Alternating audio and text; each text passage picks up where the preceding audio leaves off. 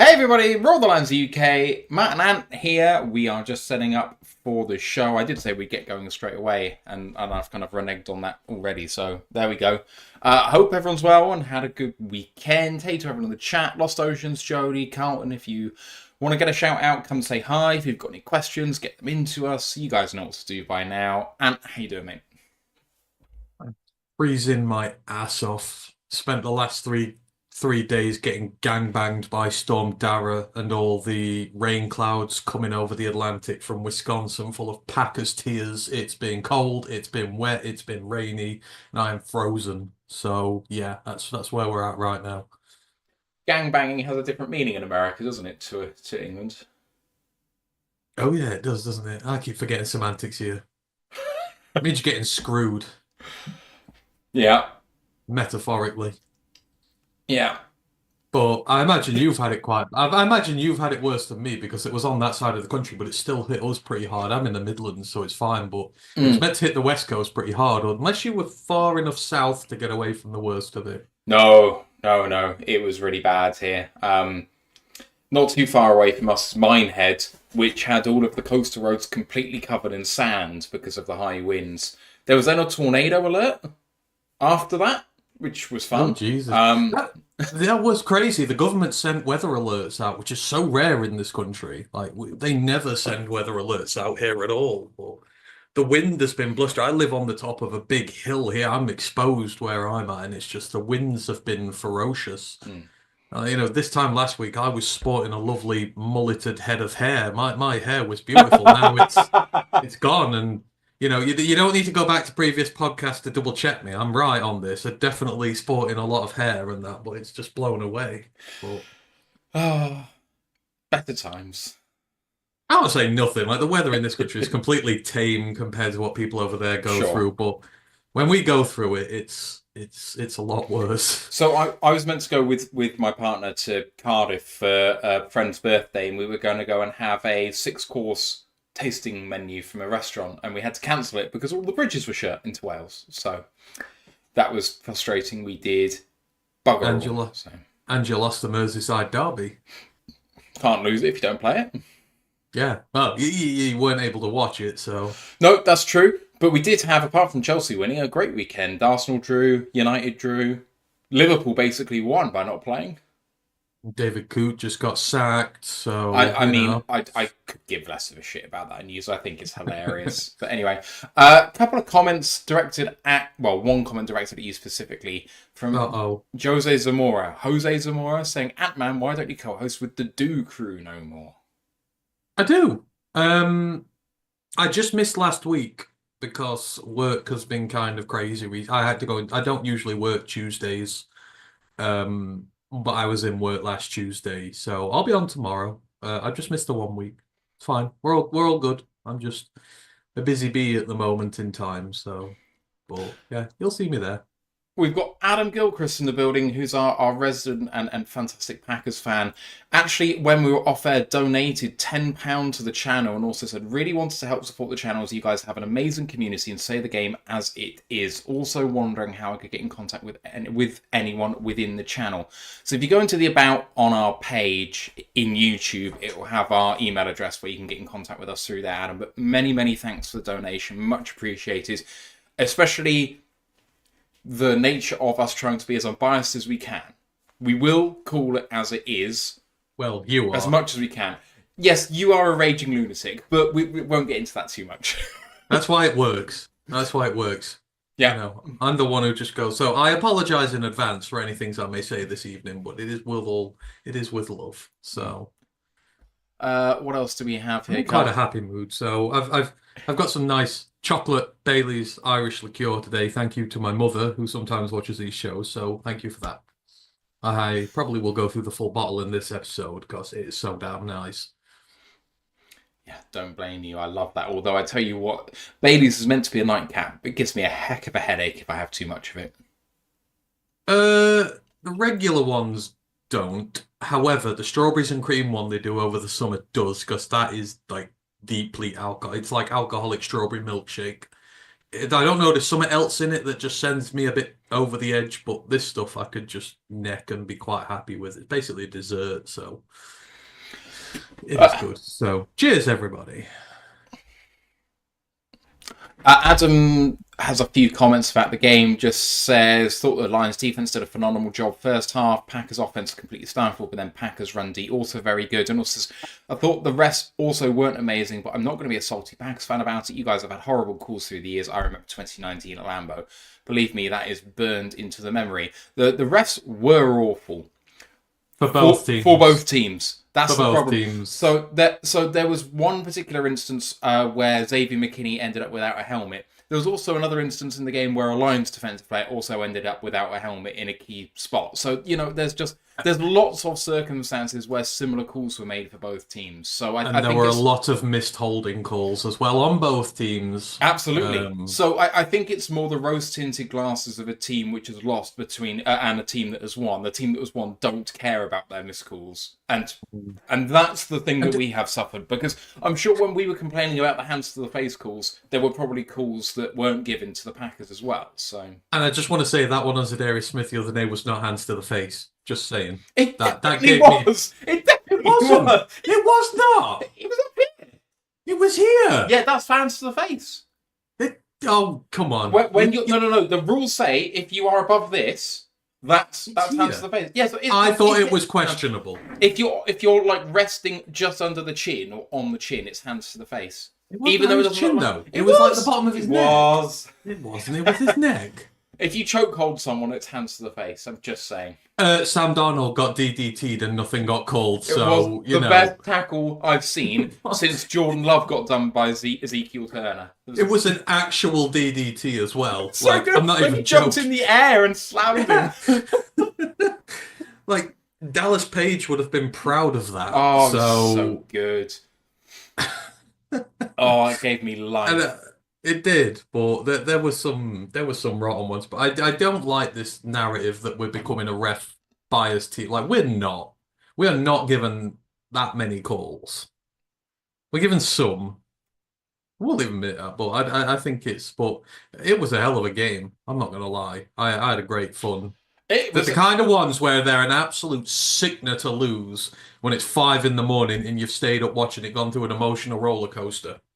And then you lose right at the end. Like, I'd have been pig sick. But, like, you can blame the refs or whatever, but 2 fourth downs for touchdowns, 4th down to ice the game, that's kind of on your defense there. Your defense has got to be... Especially when a quarterback trips up.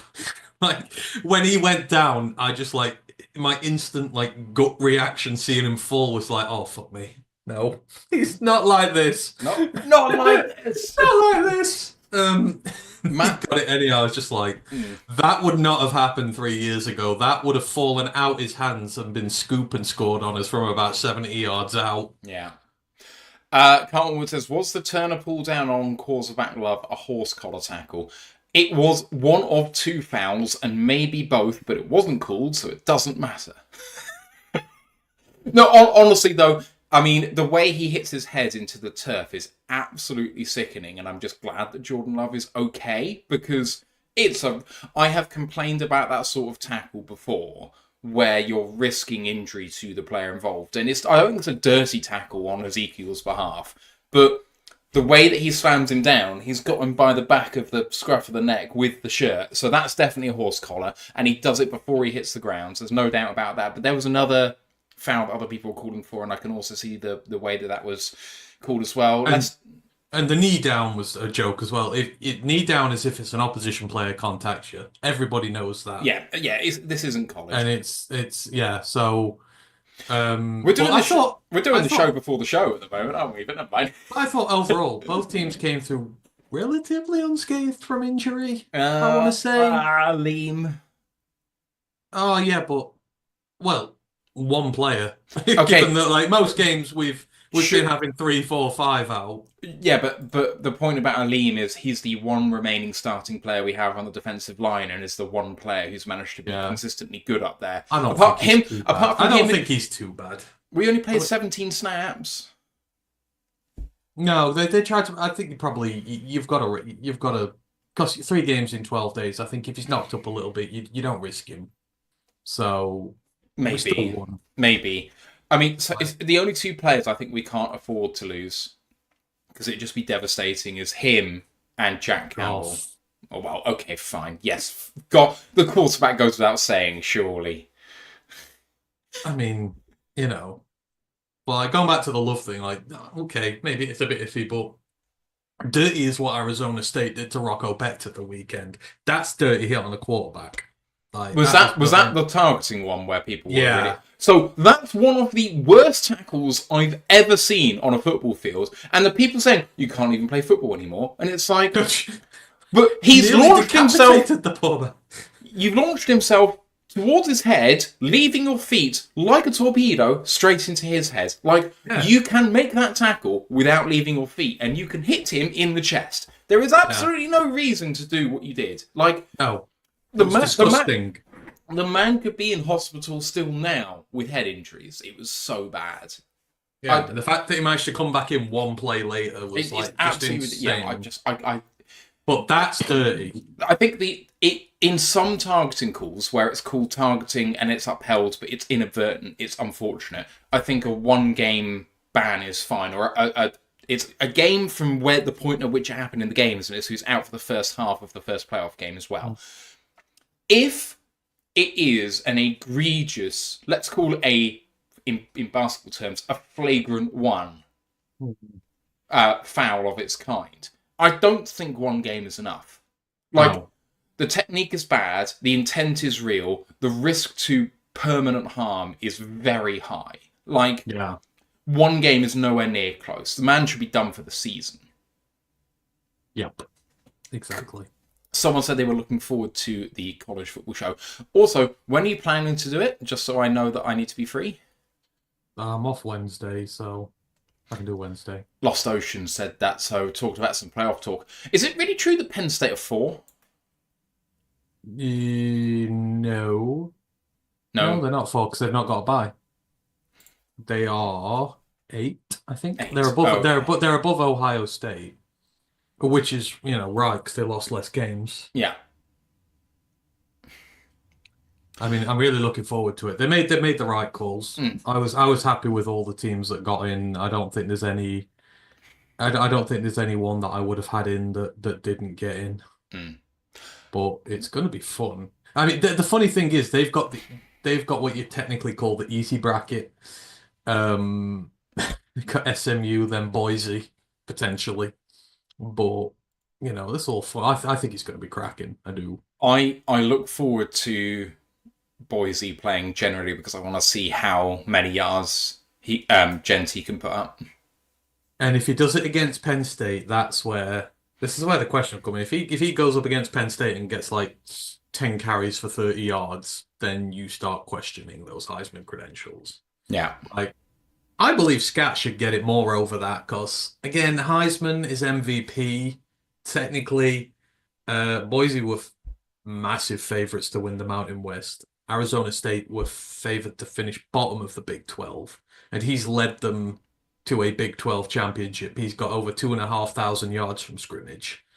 Like, that's more impressive in a power league. But everyone just loves the fancy numbers and everything. But it's I do hope they cause an upset in there though, potentially. But it is at the excess of Penn State, and I could do with them getting far just for my own personal gain.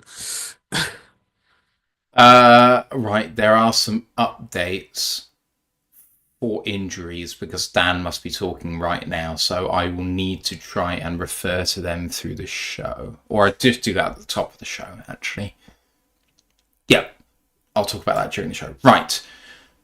Shall we go for this? Oh, sorry. And I just want to address Adam's comment. He said, also, see the reason why you don't like Packers fans. They were losing their shit online. Like the amount of posts saying Goff should be down by contact. People just don't know the rules. I don't care about people who don't know the rules specifically. My problem is with the Packers fans who say something along the lines of, why are the Lions fans getting so edgy and coming after us? It's a bit rich. You guys have only been winning for a couple of seasons. Try doing it for 15 or something like that. And it's like you haven't really seen how this beef has started because the majority of it has started through Packers fans crying about bad calls, to which Lions fans respond saying some of them are bad, some of them are good, but most of the time, haha, you lost. And then them coming back going, why are you coming after us? And it's like, So you're we have a talking about the history. game that we just played. So, like, Like it's we just, have a history of getting told to get over it. Like people say, don't be good, so refs can't influence games. If you're good enough, the refs can't oh, the number of times influence the I've heard games that's the against you. worst. Yeah, like after the hands to the face calls, well, it's like be better, you shouldn't be in that position to start with. And like the call before the Hail Mary that Aaron Rodgers launched on us all those years Oh, ago, like that call, you remember? yeah. It's just It's and on we were every just comment told, when the video goes up yeah, on Twitter as well. It's show the play before, show the play yeah. before. And we just told be better. And you know what? Okay, that's fine. If you're gonna use that force of logic with us, that's fine. We do have to be better. We have not been good for a very long time. And, we admit when we're bad. Like, I take the mick out of us as much as anybody when we're bad. Like, when we're good now, you know, we've taken a lot of crap over the years, and now we're getting told we are, like, Dan's just this Neanderthalic moron who's going round Bounty Gate. Like, just cut the crap out with the Bounty Gate stuff. Like, Rams fans got all hurt over it because of Joseph on Higby, and then you see Colby Young doing exactly the same thing, and they're like, there's radio silence on it. You've had Vikings fans talking about the hit on Hawk, and it's like, we've been made out to be like, because Dan's done all the, oh, we're tough, we're gritty, we've been made out to be like we're bullies who are just going around like crowbarring everybody and beating them that way. It's not true.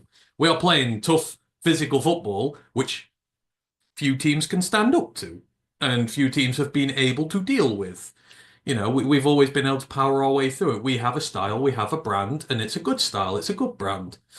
And we're just getting called thugs, we're getting called this, we're getting called that. It's like, well, all the other teams don't have a punch bag anymore. Like, no matter how bad, like the Bears, they've just been consigned to their ninth losing season in the last 10 years, which is pretty pathetic in itself. But no matter how bad they've always been, they've always had else to laugh at because we've always been worse. Yeah. Now that punching bag is gone and they're bottom of the pile and we're piling in, all of a sudden, we're the bad guys because they've not got an easy punching bag for it. The great thing about the Lions is that they haven't gone the way of the Browns by being the lovable losers into being assholes for a completely different reason. People are actually genuinely hating us because we're winning games to the point where people were criticizing. And someone made this point earlier about it's either man-seated or man's-eated. I don't know which one it is, but I'm going to say man-seated. I just watched a few minutes of former Detroit news writer Rob Parker blasting MCDC, said he's much worse than Brandon Staley, and he was fired. And it's like, the only similarity between those two people is that they like to go for it on fourth down. Like, if that's the loosest connection you can find to something, you don't deserve to be a journalist. You are a shock jock. You are like someone else who's still on the beat that we love to hate on.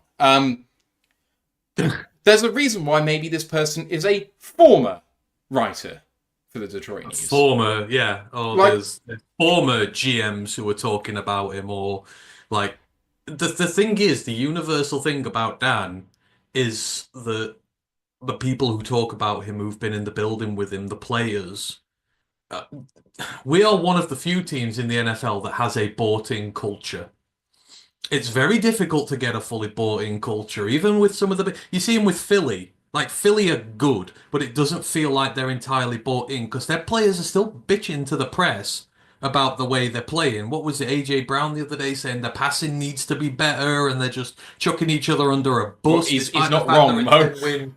No, but you know what I mean? That doesn't happen here. If there are problems, they will solve it in-house. These are a very professional group, and even despite all the injuries, we're down to third, fourth stringers in a lot of positions at the minute.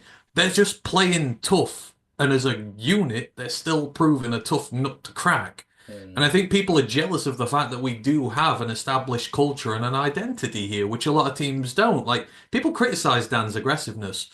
I sat watching. It was, by the way, it was lovely to watch Red Zone with no stress yesterday, knowing we'd already won and everything was done. And I'm there, and there's like, there's teams at like midfielder at 4th and 2, and you've got these talented quarterbacks, and like, yeah, just send the punt unit on. Let's be done with this. Let's not be brave. And you're like, man, you're such a slave to what people are telling you. Oh, it's this and this. Don't go for it. And you're like, I love what Dan is like. That's why we won this game. Because of Dan's aggressiveness. If we'd have stuck to field goals, if we'd have stuck to what the analytics told us on 4th downs, we'd have lost. The Well, reason we win, like yeah, you said, third down, we treat third down like second down. yeah. And then teams get the stop against us on third down and they're like, yes, we've got them and then like, uh-oh, they're coming back out again. And And they're on 4th down. And that is difficult to defend because mentally you think you've won and then you haven't. We go that little bit longer and teams can't deal with us. And we'd have lost a lot of games without Dan's aggressiveness. the thing is, all the analytic stuff is trying to model out exactly what the outcomes are going to be in certain situations. But Dan is taking, I think, analytics as a base and elevating it using, and I don't think he would call it this, but he's basically using game theory. Mm. At the end of the day, he's trying to maximize his outcomes by trying to analyze what you do well, what they do well, and what the best situation is in a particular spot. You have a look at Brandon Staley, and he was a desperation merchant. It's not course even he close. was. But if you have a look at, so people come from trees, right? If you have a look at Kevin O'Connell, you're going to say, oh, he comes from the McVeigh Shanahan McVay. tree, and like every decision that he makes is somehow equated with the fact that he came from that tree and whatever. And yes, Dan has some trees that he comes from. But if you have a look at what Dan's doing, he's actually forging his own path in the way to do things, and he's leading by example. If you have a look at what happened in the Rams game, and Sean McVay going for it on the 4th and 5, a lot of people on Twitter were saying, how can we get criticised for this, but he doesn't because he's a genius? But you're not learning the right lesson. The lesson here is that Dan Campbell is showing the rest of the league what to do in these situations, and the rest of the league is following because it's working. So Yeah. actually, Sean McVay is following in the footsteps of Dan Campbell with these situations. So And it's clearly working because the smartest brains out there think that's a good idea. And this has taken years. Like, this is why, when we're watching the Panthers game, we said this is the perfect time for the Panthers and Bryce Young to take these risky 4th downs, to go for it, to teach the team how to be clutch because they're not playing for anything this year. Like, our first year with Dan, we were so aggressive 4th downs, 4th downs, 4th downs, 4th downs, and everyone's like, this is crazy. But what's that done for us over the years? Been so aggressive all the time, has gotten the team used to being clutch to the point now where even the players are supposedly coming up to Dan and overruling him and saying, look, we want to go for this. I don't know how true it is that Goff came up and said that, they wanted to ice it the fourth way. He was going to take the field goal for this. But if that's true, then that's indicative of a healthy thing. Yeah. Could you have imagined Jared Goff when he first came to Detroit going, oh yeah, let's go for a clutch 4th down? There's no way he'd have had Never the mind confidence that. to Can do you imagine Jared Goff having the confidence to disagree with and strong arm his head coach into making a positive decision? Yeah, into what? And if that didn't work, then Dan can sit him down and say, "You've just cost us the game." Potentially, if they'd have turned Because that you over hold on each other downs accountable. exactly. But at the same point, they've pushed one another, and because we've done it, and because we've forged a lot of that hard stuff in the years we're not playing for anything, but we've installed it. Now that it means something, we're damn good at it. I actually feel really confident on 4th downs with us all the time, apart from when we toss play it. Just eject that thing from the start. But then that was used to win on the 4th down at the end of the game. But that's our identity now. It's a team that, we are able to go out and treat these 4th downs with with utter disregard. And teams have to keep going and they're just not ready because psychologically they're not prepared to deal with 4 downs all the time. And we can convert them. And they're as clutch as they'll be. Oh yeah. They are so clutch now. And and going back to all the arguments, this is why I had no problem with Dan being aggressive in those first few years. Because we weren't playing for anything, and it's going to benefit us in the long term, and it's benefiting us now.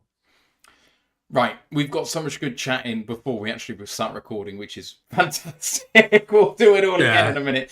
Grandizer was complaining that we didn't ask his one question, which was, Ant, Where is the Christmas tree? Did you move it? No, but I was getting complaints that it was lighting my head up, so it's off. I mean, you all can see it if you want. It's only a tiny thing, but it's there. Oh, My big little reveal. Christmas tree. My little Christmas tree. Oh. Yeah. Um, I've got nowhere else I can put it in shocks. It would be my doorway otherwise. It's a shame, but oh well.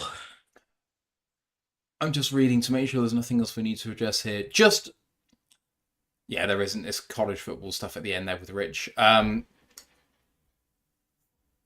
I wonder whether the next evolution of this, because what I was thinking about when we were talking about game theory and talking about going for it on fourth down and that sort of thing is, I wonder if there's going to be circumstances in the future where teams actively trying to avoid giving the ball back with some time remaining on the clock to a team and do achieve that by voluntarily giving up downs to kill clock even when they need to score. So if you are down 4, the other team has no timeouts and you're less than 2 minutes to go and it's first down and goal from the 1.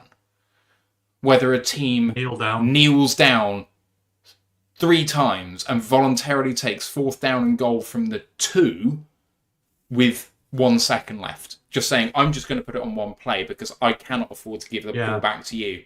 Or goes for it on third down and goal with 20 seconds left or something. Because you see what happens with Mahomes. When you give Mahomes no timeouts and 15 seconds left, he can still engineer a field goal drive. So, I mean, who lost this weekend because there was one this weekend because of that, wasn't there? The Panthers, right? Panthers gave the Bucks what? 20 seconds? Was it the Panthers and the Bucks? No, Panthers didn't play Bucks, did they? Who was playing the Bucks? One game this weekend came down. Who was it? Who did the Panthers play? Panthers were playing the Eagles. Did the Panthers... So did the Eagles do that to the Panthers then? Somebody got next to no time at all this weekend, and it was just 2 conversions, and they got the field goal. It was a 54-yarder to win it. Unless I'm thinking college ball. But no, none of the title games. Carolina lost 22-16 to Philly. Oh, it was no. Sorry, I'm thinking college ball. It was Georgia and Texas. Georgia got next to no time at all, and their freshman kicked a 54-yarder. They had literally 2 plays and barely any time at all. But even if you're speaking analytically wise, in that situation there, what is your best chance of winning the game? Kicking a field goal and defending 40 seconds against Love, especially when your defense is absolutely knocked, or getting the first down so you can ice it. Getting the first down so you can ice it. That is the easiest way to win the game. Yeah. So the longer things go on, the more quarterbacks are put in these situations over a long period of time where they have to make these comebacks to the point where it's going to become more second nature than it ever has been before. It's a passing league. It is. Yeah, absolutely. It's a passing league. It's a passing league in college. And actually, the teams who can run the ball really stand out in college, almost even more so than in the NFL. Boise State, Army, whatever. Even as someone who doesn't watch college football that much, I'm aware of these teams that can run really, really well because they're rare. So if you're a passing team amongst other passing teams, if someone has 20 seconds left, they might score 3, especially when the ball in the NFL comes out to the 30 automatically now. Like, if you've got a long leg kicker, you only need to get to their 45, which is 25 yards. You could do that in one play. Yeah. And then it's a 62-yarder. Okay, that's hard, but you've given yourself a shot. Yeah, exactly. But it's crazy. But I think you will see because of what Dan's doing in evolution there. We're just leading the way with it. And just very quickly before we start, having coaching trees. I saw that McVay coaching tree. Not one Super Bowl win in there. I don't think you're allowed to claim a legitimate tree until you've got someone who's won a Super Bowl in there. Like that's just my own opinion of it. But like you could have a lot of good coach. I'm looking at that McVay thing. I'm thinking there's some good coaches there, but none of them have won out yet. So you ain't got that legit a tree just at this moment in time. Hell, maybe Dan might get one before Sean McVay does, if Ben or Aaron goes somewhere and gets one. But yeah, I don't think you can claim a legit tree until you've got someone who's won a Super Bowl under your tutelage. I agree 100%. I agree, apart from the fact that what McVay has done and Shanahan's Like, done has been so pervasive around the league. Like they've had such an impact that their offense has become the norm. yeah, like in college, yeah. I think in college it's different. You can have a tree there. Yeah, I do. Um, because Jim Harbaugh can claim a tree out of that. Like some guys can, but I think in an NFL, you've got to odds have got to be a bit higher first before you go around claiming you've got an actual tree. Mm, Not sure McVay's is there just yet. maybe not quite. Okay, shall we get on with this? Yeah, we'll talk about one of his disciples now. All right, here we go. Recording in progress. Welcome to another edition of the Royal Alliance UK podcast, episode 313, Salty Tier Sustenance. My name's Matthew Turner alongside Anthony Fitzpatrick. How you doing, man? I'm doing very good, thank you. Been nice to have a stress-free weekend, knowing what the Lions' result was. It's all been good fun. It has been. It was stress-free Sunday, which is great. Hope everyone has had a good weekend. We are, of course, here to review the Green Bay game, which sees the Lions sweep the Packers this season, which is absolutely fantastic. But first, don't forget to join our Discord channel. Great place to chat with us all week long. There is a link in YouTube and Discord right now, and the link is also in the audio description of the podcast. College Football Podcast as well is coming up later on this week, I think on Wednesday. And what are you talking about? Yeah, it's a review of Championship game week, which I'm not going to lie was actually very disappointing. There were very few close games in this one. I think out of the 9, 2 of them were what you would call relatively competitive. The rest were blowouts, unfortunately, including Ryan's Arizona State twonking my favorite Iowa State Cyclones. But hey ho, you live and learn. It's all good fun. So we'll be going through that, and obviously it's playoff time. Take a look at those in a few weeks, and now you're getting into bowl season. You're getting into Senior Bowl, all those players declaring. So we'll start taking our early look at some of these draft guys as well. So yeah, there's a lot coming up. Look forward to that. That'll be live on Wednesday afternoon, hopefully. So we'll see you for that. Please don't forget to like this episode, sub to the podcast. You guys know what to do by now. And join Ant on Lions Nation Unite's Hermore's project to bring the best in Lions content creators together. We are Twitch affiliated, YouTube monetizers, a tip jar down below. So if you want to show some love, that would be fantastic. All right, let's get on with. In fact, before we get on with this, talk about what's coming up for the rest of this week. I'm going to start getting into the habit of this because I always do it at the end, and I think maybe we go on long enough that people will switch off by then. Our college football shows, I've just said, is on Wednesday. Our Bills preview is slated currently to be on Friday afternoon, Friday evening, so we hope that you can join us for that. And then we will be live during the Bills game on Sunday afternoon, Sunday night, so we hope you can join us for that. Right. Injuries. There were some injuries in this game just gone, and there has been an update from Dan Campbell in the last half an hour. He has said that Ali McNeil is in the concussion protocol, which is not ideal. Decker is healthier, could be back on Sunday. And then Anzalone apparently could return by the end of the regular season. It depends whether the late games matter in terms of getting the bye or not, as to whether they're going to try and force him back. And then updates about people on injured reserve as well. He says that Ifeatu Melifonwu and Ennis Rakestraw conversations will begin next week about whether they will come back. Anzalone and Khalif might not return until week 18 of the first playoff game, as just alluded to.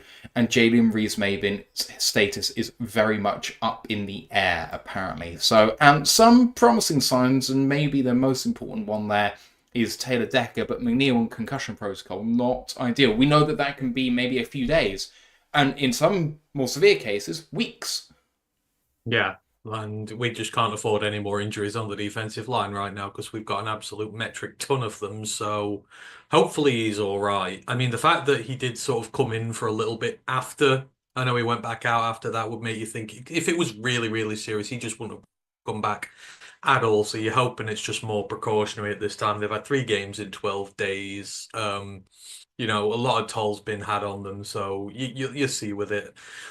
If DJ Reader's back this week, then, you know, maybe you can just sit him, give him a game's rest, just let him heal up fully. Who knows? But I would hope it's not going to be too long for him. As for the guys coming back, obviously, yeah, it'll be great to have Alex back. I mean, we just need reinforcements all over, really. So, let's just keep praying that these guys can come back and make an impression um, during the playoffs, including Hutch, who they reckon might be back for the championship game. That would be bigger than anything to have him back by then. So, you know, the fact that we're still winning and we've got so much to come back is a good thing. And hopefully these guys, because they've not been playing week in, week out, will be a little bit fresher, maybe, for these. So we'll see. But we hope.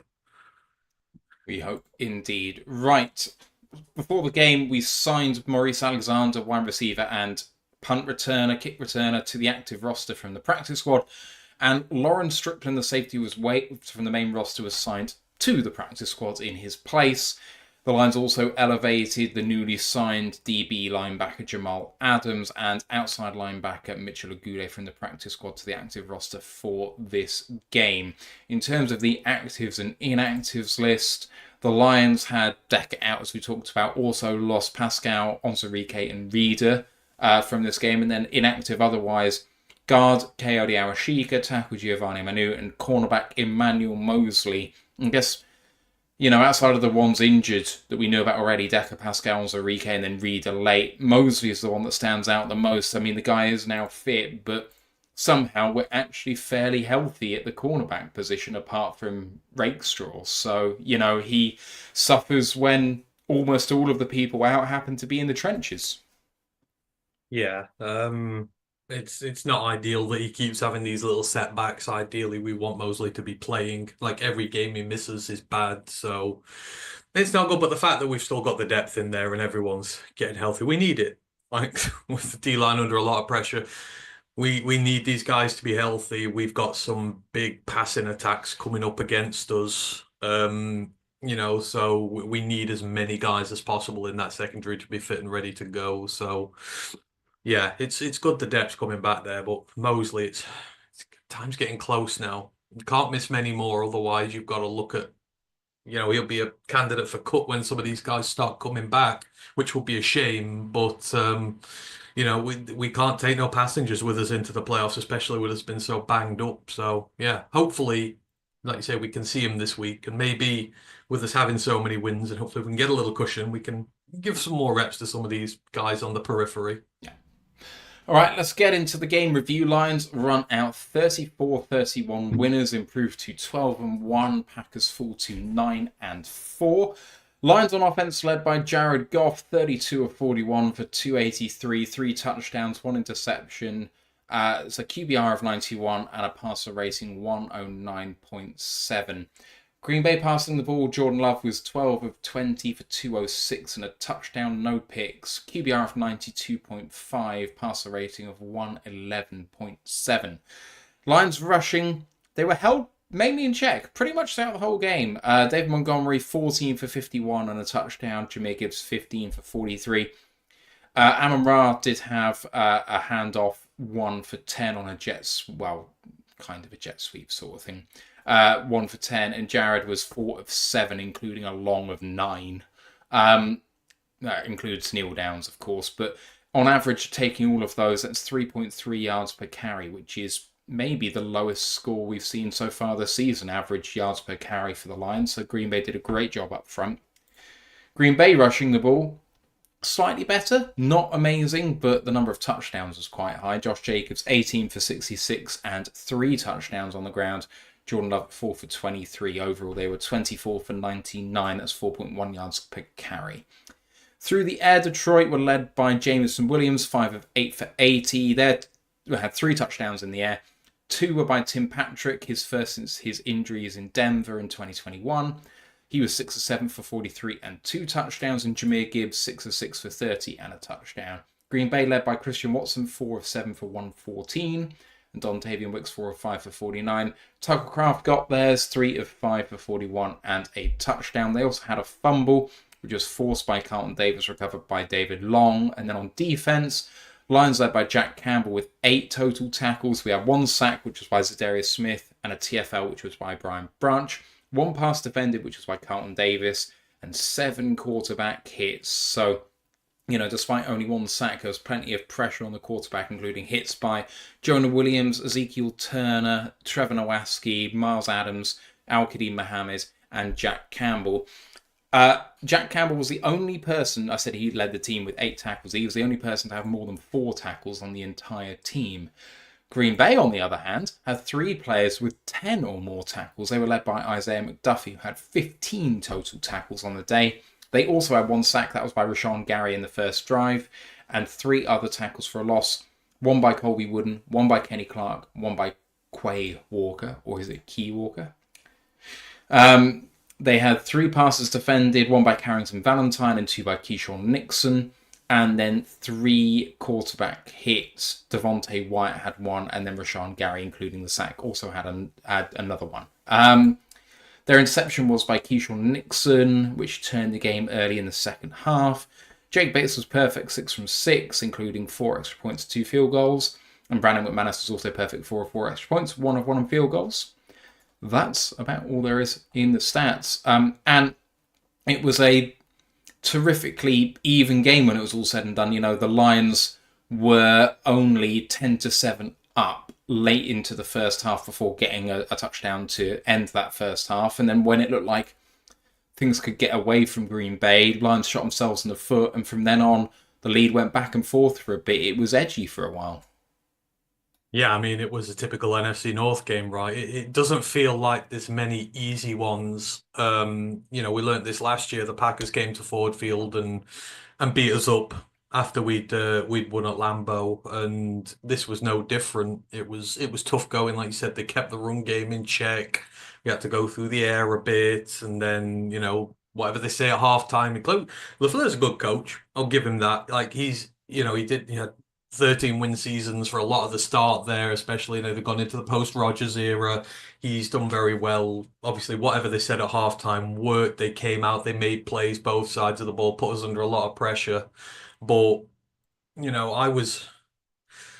this for me was huge. This just shows me how mentally resilient our team is to be up so far at the half and then to come out and literally within 4 minutes be behind.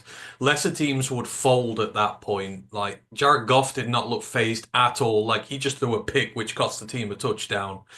The team was behind. The team wasn't able to run the ball. It's on his shoulders. He has to throw it more, and he didn't miss a beat. Like there were very few bad throws he made on the day. He just sat down, regained his composure, came back out there, started slinging it, and ultimately won us the game. But yeah, it was just tough. These games are not easy in this, and for us to have come through 2 really bruising encounters in the NFC North, where I thought we actually played really good with what we had at our disposal. This was a much better performance than the Chicago Bears one. But we still had to go out and ice this thing. We had to be incredibly clutch. Couple of touchdowns on 4th downs, were central to us winning this. Obviously, icing the game with the 4th down at the end, being able to give Jake the chance just to walk it off for us.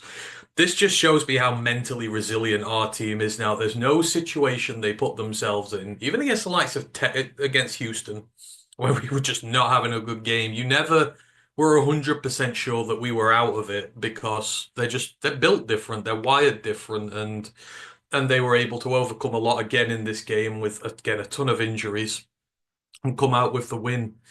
And it was just great. The offense did what it needed to. It didn't put the game in the hands of the defense, which was absolutely gassed.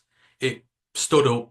They made the executive decision, overruling Campbell, to go out there and say, no, we're going to go win this game. You guys have done enough. Sit down, chill. We'll go win it. And they did go and win it for us. So you look at this team and you think, are we going to lose again?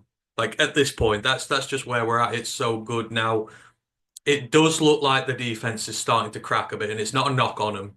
But it does look like the injuries are starting to take their toll. The pass rush is not getting home. We're not getting the flashy stats and that. There was one to start this game, but the longer it went on and the less, because we've got no depth there to replace our main guys, you could see the Achilles heel start to come out. and we gave them short field positions, which we can't do either. A couple of sloppy mistakes, but again, we were just every time we've messed up, we recovered, we responded. So yeah, it was nervous as hell, but I thought mentally this was an absolutely tremendous game for the Lions, and they were clutch when they needed to be. And that's a sign of a team that can go win a Super Bowl.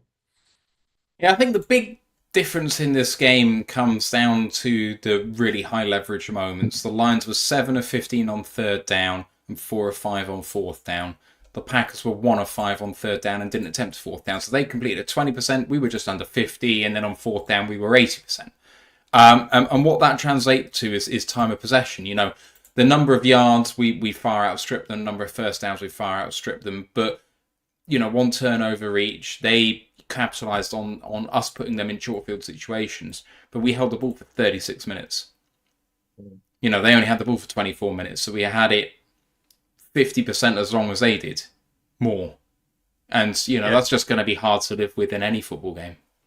Yeah, you're right. Like, they scored 14 of their points in 4 minutes at the start of the second half. Like, that's great, but like you said, time of possession will wear you down, will grind you down, and that's what, good teams are able to do.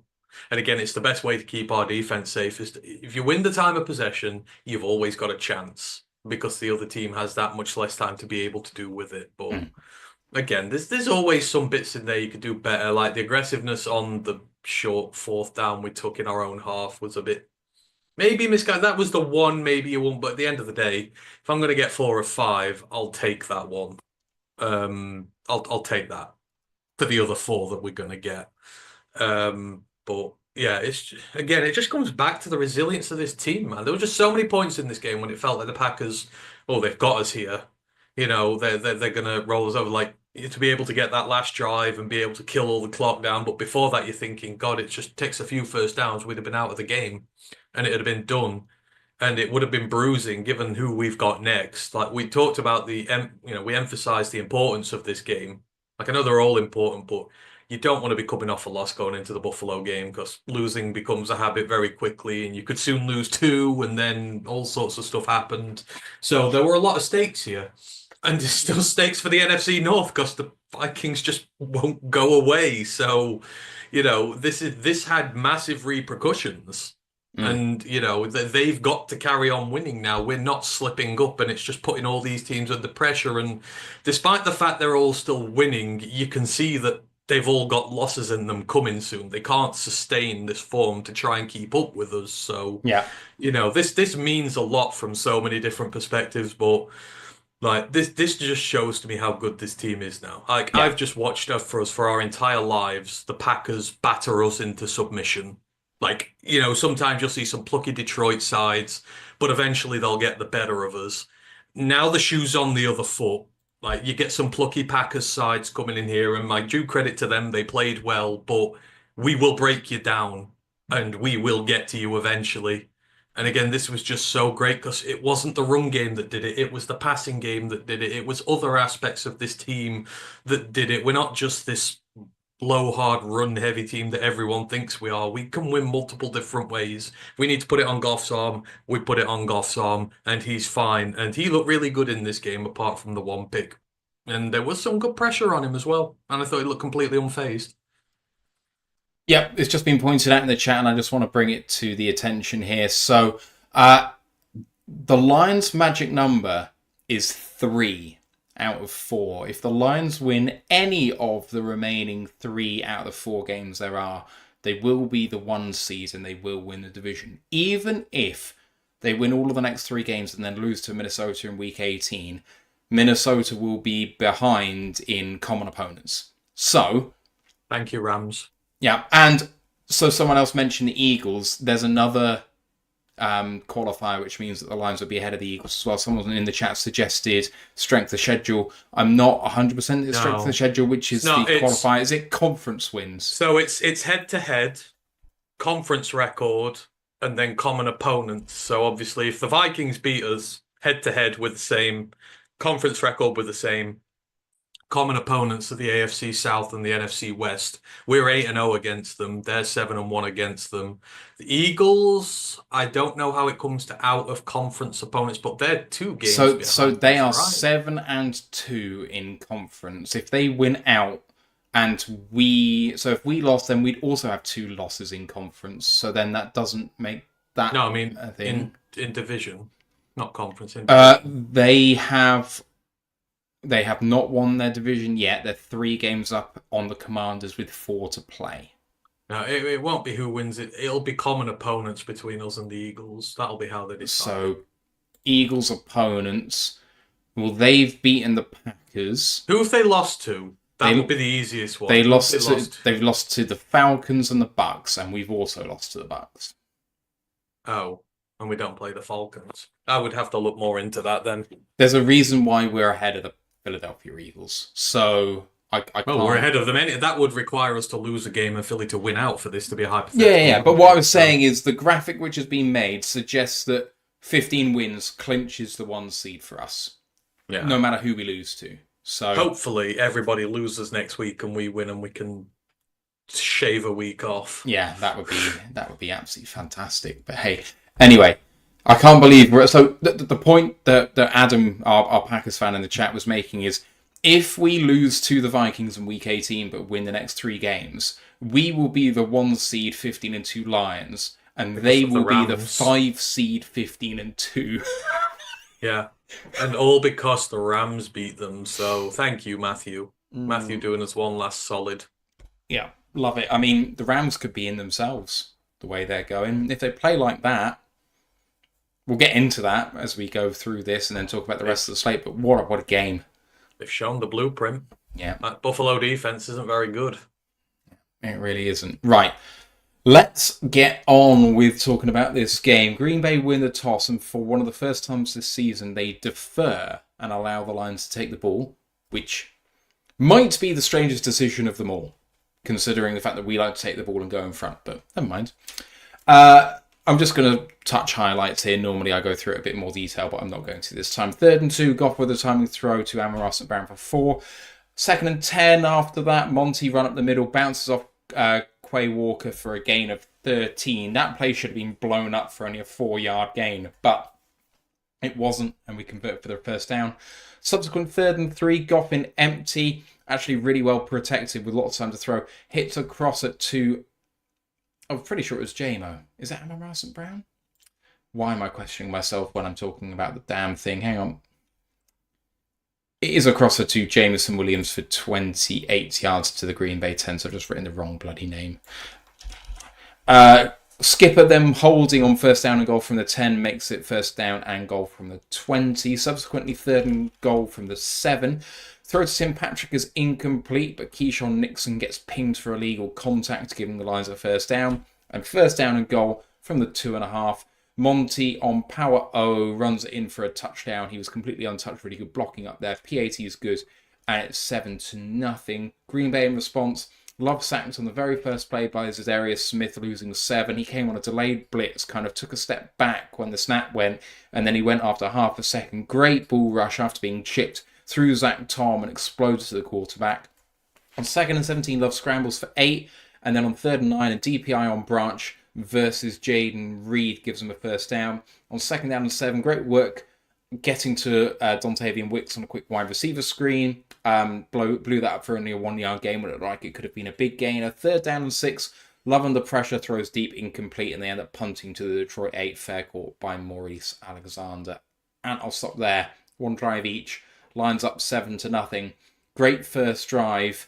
Keyshawn Nixon gives us 1st down and goal after Jared Goff missed the 3rd down and goal throw to Tim Patrick. And I mean, it was a key mistake. There's no question that this one was well called, but you know, there weren't many examples of Green Bay shooting themselves in the foot in this game, really. A lot of it was just good Lions pay to get their points, but this was one of the few examples, and it came maybe worst possible time when you defer, give the ball to your opponent, and you can hold them to field goal, and instead it's 7. Yeah, this was odd because I remember, I'm pretty sure the last time they came to Ford Field, they took the first drive and they went for about 8 minutes and scored.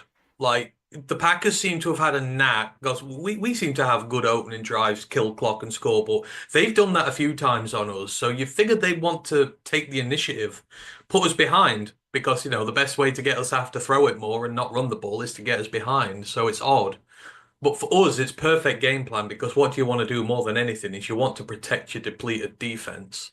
And you want to keep it off the field as much as you can. So you have a good, long, solid first drive, some good plays in there, a little mix on the ground, a little mix through the air, keep Green Bay guessing. J-Mo was just tremendous. I loved him. Just they're getting him involved all over the field. And the Packers have always seemed to have problems with J-Mo. And then even when you get setback, like Skip, I'm not going to give that against, Holding's holding. It happens from time to time. They're able to get back into it, and then you get your opportunity given to you. Like you say, it was a penalty. We're able to get it to the 3. No mess around, get in there. Like, that was tremendous. He literally could have stood there for a couple of seconds and then dived in. The gap was massive. Like, the blocking was just absolutely sensational on that, and it's exactly what you want. A long drive, take a lot of time off the clock.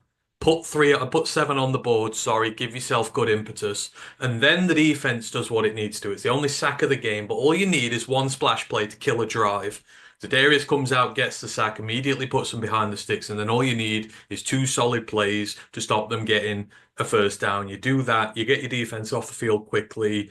That was about as perfect as a start as we could have had at this, The only way it could have been better is if we picked 6 Jordan Love. But in terms of a way to start this game, we put our marker down early, and this lead we would build would be invaluable at the end.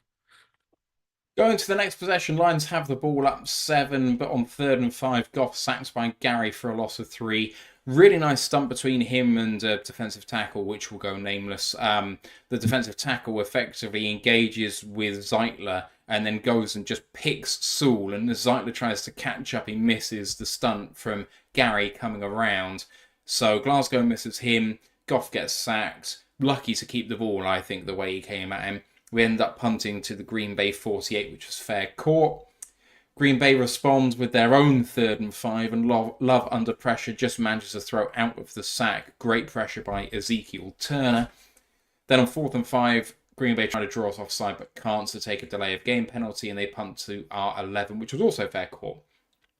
Lions with a chance then to respond again with the ball, up by 7. But this drive falters out as well. Not 3 and out this time. On 3rd and 4, Gibbs runs up the middle for 4 yards. Looked like he might have been short, and Green Bay did challenge, but ultimately the call was upheld. I actually think he was short. I still have not been convinced that he had gotten over the line, to be honest. But whatever. It was very, very close, and so maybe there's just not enough evidence to overturn. But then we have another subsequent 3rd down, 3rd and 5, and Gibbs stuff for a loss of 3 by Colby Wooden. Great penetration through Frank Ragnow. I mean, I don't know what Frank was doing, but he was like a blooming conveyor belt. Like, there you go, mate. Great play by Colby Wooden. I mean, fair play to you, mate. We end up punting to the Green Bay 27. And that was fair call, but holding by Green Bay sets them back even further. So, last time we punted and it was all the way to the Green Bay 48. This time they're going to set up within their own red zone, which is not ideal. So their 3rd possession, Jacobs runs up the middle for 7. On 2nd and 3, throw on a crosser to Watson and jumps in the air, and Carlton Davis punches the ball out while Watson's in midair. Recovered by David Long at the Detroit 46. So they started their last possession at their 48. Suddenly we're at our own 46 after a great heads-up play by Carlton Davis. And the ball was quite close to the sideline. The fact it didn't go out was quite fortunate, but fantastic play. I'll stop there. And 4 drives, although all of them quite short. It felt like once they'd kind of got 2 short drives from us on offense, that could have really given them some momentum to hit back. And, a run up the middle for 7, followed by that big throw to Watson. And if he just goes down, it's a big gainer, and the momentum feels like it's going back towards them a little bit. But as it is, we wrestle it back. And Carlton Davis, he sometimes gets burnt, and we'll talk about that coming up shortly. But sometimes he comes up with these big, big plays. Team's relentless. It just keeps on playing. Like plays never dead. You saw a lot of instances in this game. They made it known to punch the ball out because Packers receivers do have security issues with the ball. Watson's big thing like Watson had ball security issues in college. Like he's not the most sturdy of them when it comes to it. So the fact that they're relentless going after it, and you say it was critical when you needed, when your defense is short-handed and they were having success against it, you need turnovers.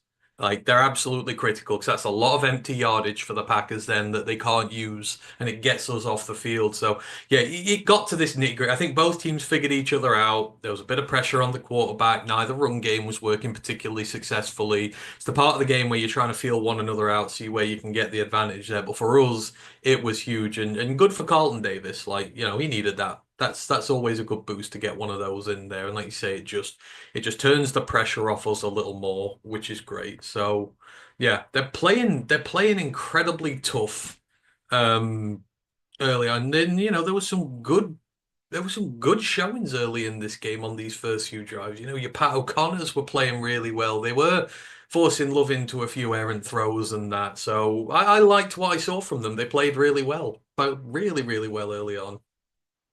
Many thanks to Dan Pass subscribing at tier 1 on Twitch for his 33rd month. Unbelievable. Thank you very much, Dan. Says, woohoo! What lessons can we take from the Rams win over the Bills? Cheers. We will talk about the Rams-Bills game later on in the show, and we won't spoil it too much because the Bills preview show will be coming up on Friday, so we'll reference it, talk about it a bit, but we'll be more in depth on Friday. But thank you again. All right. Let's get into some of the rest of these drives before the half. Green Bay's fourth possession. Detroit's fourth possession. So after the forced fumble, we start at our own 46. Goff play action throw to Sam Laporta for 10 yards, moves the chains. Monty goes up middle for 4. And Skipper is floored by Quay Walker, a second example of the Green Bay Packers shooting themselves in the foot. There's absolutely no doubt. Yeah, I know. There's absolutely no doubt that Skipper started it. And you know what? I love him for it because that typical bully thing of you push them and then the school teacher sees them push you back. Exactly what happened. Beautiful, little bit of bully ball stuff. When someone says you're a bit of a bully, actually, that was the one play where I really thought was a good example of it. But Quay Walker, not the sharpest tool in the shed. You got to know when someone's getting under your skin. He's someone who you can wind up. He's a walking flag merchant. And by that, I don't mean he's selling American flags. He likes leaving laundry on the field. Sorry, every time I think about it, it's just hilarious. I mean, the last time it was pushing the referees over, this time it's Skipper. Yeah, it's crazy. Anyway, so that tacks on 15 yards for unnecessary roughness. Goff misses Brock Wright in the end zone. And on subsequent play, 2nd down and 10. Gibbs stuff for no gain. 3rd down and 10. Goff check down to J-Mo goes incomplete. And the Lions settle for a 43-yard field goal, which is good. 10-0 Detroit. And the Packers find themselves in a hole. They've not been able to do much. They've had to go punt, and then fumble lost. What can they do now down 10? Well, they can hit back themselves. So 2nd down and 6, Jacobs run for 19 to the Detroit 47. On 1st down and 10, they draw an encroachment penalty on Patrick O'Connor, and that leads to an eventual 1st down. On 1st down and 10 again, holding on Elton Jenkins on O'Connor. So, he gave up a penalty, but then he forced one, which is really good. But on 1st down and 20, short throw to Kraft for 8. Really good tackle by Branch on that play. 2nd and 12, Love scrambles away from pressure for 14 yards to get a 1st down. Zadarius Smith then has a penalty, which Ant will tell you is bogus, a hands to the face penalty, which will set them up at the Detroit 8. Not as bogus as the next one. On 2nd down and goal, the play action throw to Tucker Kraft, a little pitch and catch Love missed, maybe the biggest miss of the season. It was a simple throw, and that was really, really poor. On 3rd down and goal, an interception by Carlton Davis, who I have helpfully called Cavis in my notes, which is good. C. Davis. I like the idea of him being called Cavis. Ruled out by defensive pass interference on Terrion Arnold versus Christian Watson. That gives them a 1st down and goal from the 1. and a Josh Jacobs run up the middle for a touchdown from there. PAT was good, and that is 10-7. I'll go one more drive because that will be the half. With 5:35 to go on the clock, the Lions kill all of it, almost all of it. 11 seconds to go, and they take a touchdown. First down and 10. Great run up the middle by Monty. He shifts left and right, and is very, very slippery to gain 8. Second down and 2. A Goff play action deep pass to JMO through traffic for 20 yards to the Green Bay 42. And third and 5. A check down to Monty on time, in stride for 6 yards for the first down. First down and 10, Goff play action throw to Sam Laporta for 13 to the Green Bay 18. On second down and 7, tight end screen to Sam Laporta for 11 to the Green Bay 4. And then on first down and goal from the 4, a Monty run for 3 makes a second down and goal from the 1. Goff sneaks it for a touchdown, but it's changed on the field too short before they can go to replay. And third down and goal, Monty TFL for a loss of 1 by a combination of Kenny Clark and Rashawn Gary. He was going right and was absolutely swarmed. There were other Packers involved in that tackle. With 14 seconds to go on fourth down and goal, the Lions at the 2 decide to go for it. And Goff, out of shotgun, passes on a Texas route to Jahmyr Gibbs for the touchdown. Beautiful play, beautiful route, great throw. Touchdown, PAT is good, and the Lions lead 17-7. And with 11 seconds left, the Packers called it a half with a kneel down. And we've got a Lions one where they settle for a field goal with Quay Walker and his flags, which we talked about. Then the Packers hit back, although the interception I'm sure you want to talk about. You've alluded to it already. But then when they score a touchdown, even if we feel aggrieved about it, we then hit back with a touchdown of our own. And not only that, we managed to do it with 5.5 minutes to go, killing 5 minutes and 20 seconds. It was a perfect way to end the half.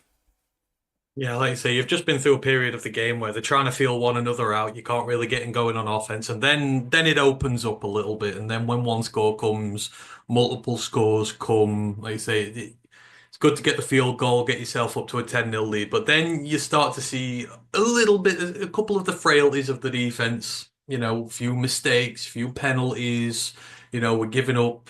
You know, I know Ash hates when we're in long situations and we're unable to, you know, defend against them. You don't really want to be giving up 1st and 20s, especially when you're doing it to a scrambling quarterback, which has been the case for us for forever and a day. They're just opportunities that you miss to get yourself off the field and to, you know, heap the pressure on them more. Penalties, yeah, fine. The hands to the face, fine, whatever. Maybe there is a point you can get with that, fine. I think it's, you know, 6 of one, half a dozen of the other. But you get the penalty given. It does go down as a mistake. It gives them a little bit more impetus to get them into the red zone. But then I thought the red zone defense was pretty good for the first couple. That Kraft miss was awful. That is the kind of throw Aaron Rodgers made against us like 100 times out of 100. How many times did he score touchdowns against us when like his tight end leaked out of formation like that, and just he has this wonderful way of just crediting. He just put too much on it. I think he was just trying not to throw a pick. I think he was worried about not throwing a pick and just aired it a bit too much, which is maybe the Kirby effect, who knows. But the play design is so good as well, because you've got 2 tight ends on the end of the line. The second tight end crashes down left, and he, being the inline, leaps out right. Oh, it's so good. Yeah, you can see it on Madden. Anyway. Exactly. But because he was talking shit all week, I don't care that it was him and he missed out. But then the interception. Right, I am going to take issue with it. So I know I've defended Arnold a lot against his calls and is a problem. DPI should be given by the rules of the law when you interfere with a player to the point he can't make the catch if the ball is catchable. This was getting explained the other day. Like, if you, because obviously if it's uncatchable, it's not DPI. Yeah. Right. Yeah. So it was catchable.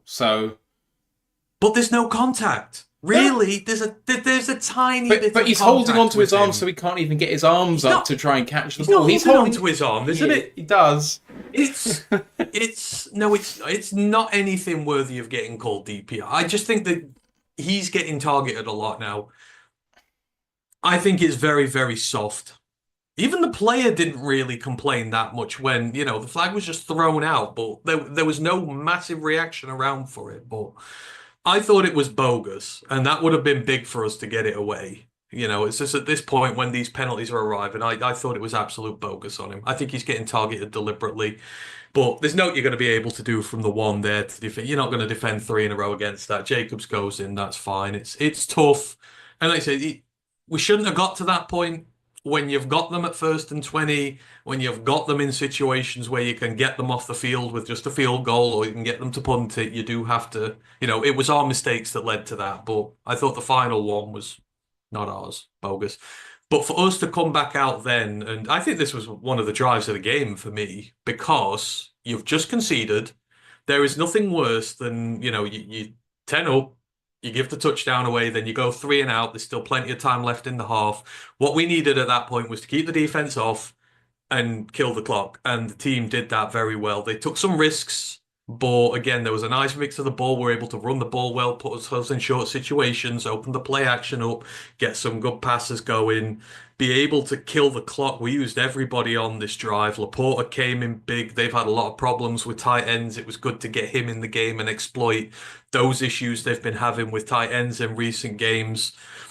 And then you get it into the red zone. Personally, I thought Goff was in, but I know why they didn't give it, because you couldn't see.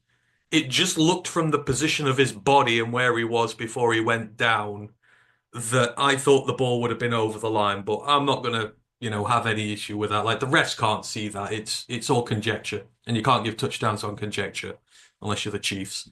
But I just thought it was very ballsy from us. It was really good defense from them. I thought Kenny Clark had an absolutely splendid game. Like, he is the best defensive tackle in the league for me, and he has been for a very long time. I know people say he's fallen off a bit recently, but this was a game where it's like we couldn't run the ball, and it was because of him. And, to make those goal line stands, you're thinking, oh, is he going to go for it? Is he not? I am glad Dan went for it. I had no issues with that. If you're going to put teams like the Packers away, if you're going to put teams away when your defense is short-handed, you need touchdowns. I thought the play design was beautiful. I thought Gibbs's movement was spectacular. How do you defend that? As you've got someone on the edge. How do you defend that without grabbing him and giving up a flag? How do you defend that, without committing some sort of penalty? You can't. And he's just, the throw's money, the movement's money, and it's just one of those absolute clutch situations where we came up. And the Packers probably thought, after Kenny stuffed that run, that, we're going to have saved a touchdown here. We've got a field goal, and then they still end up giving up the touchdown. Can you imagine how demoralizing that is? Thinking you've got the stop just to give it up again, and like, for God's sake, what do we have to do to stop them from scoring? But like I say, it killed all the time in the half. It got us the points on the board. It was the absolute perfect drive we could have put in on that situation. So you've got to give kudos to the team for putting that together, and kudos to Dan for braving it out till the end and not just settling. So many teams in the NFL would have set up 3 and go, you know what? We'll go in 13-7 up. Well, no, not us. We're going to go in 17-7 up. And those points were critical in the end. Yeah, they really were. They went for a shot through the heart, and the defense was too late. Anyway, sorry, you give love a bad name. Anyway, I freaking knew that was coming. I was waiting. Okay, I didn't even do it or not. I didn't even mean it, and then I started doing it, and I was like, I'm just going to run with this. That might be the first ever Bon Jovi reference we've had on here. Oh, yeah. Anyway, I'm proud of myself. Well, we could have just, if we're going to do this, we could have just entitled the episode "This Ain't a Love Song." There we go. Yes. That's the second Bon Jovi reference. Yes. Oh. Okay. I'm just going to shoehorn Bon Jovi song titles into this thing now. You've started it. So this is on you. Okay. Organically. I'm not just going to stand here and say them. I'm going to organically do it as we go along. It's our Christmas party on Thursday, and I've got a bad feeling that we're going to end up drunkenly at karaoke, and I have been considering singing Always. Oh, no. That's what you sing when, that's a soppy love song. But it's a great one for everyone to join into.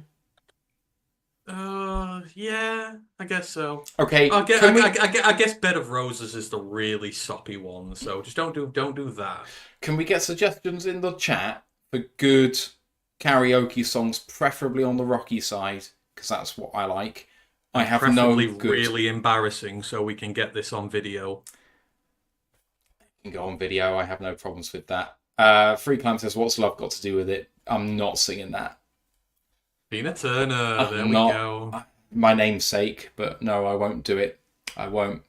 I'm claiming Yeah. Ezekiel, but I can't do Tina Turner. It's I don't have the power.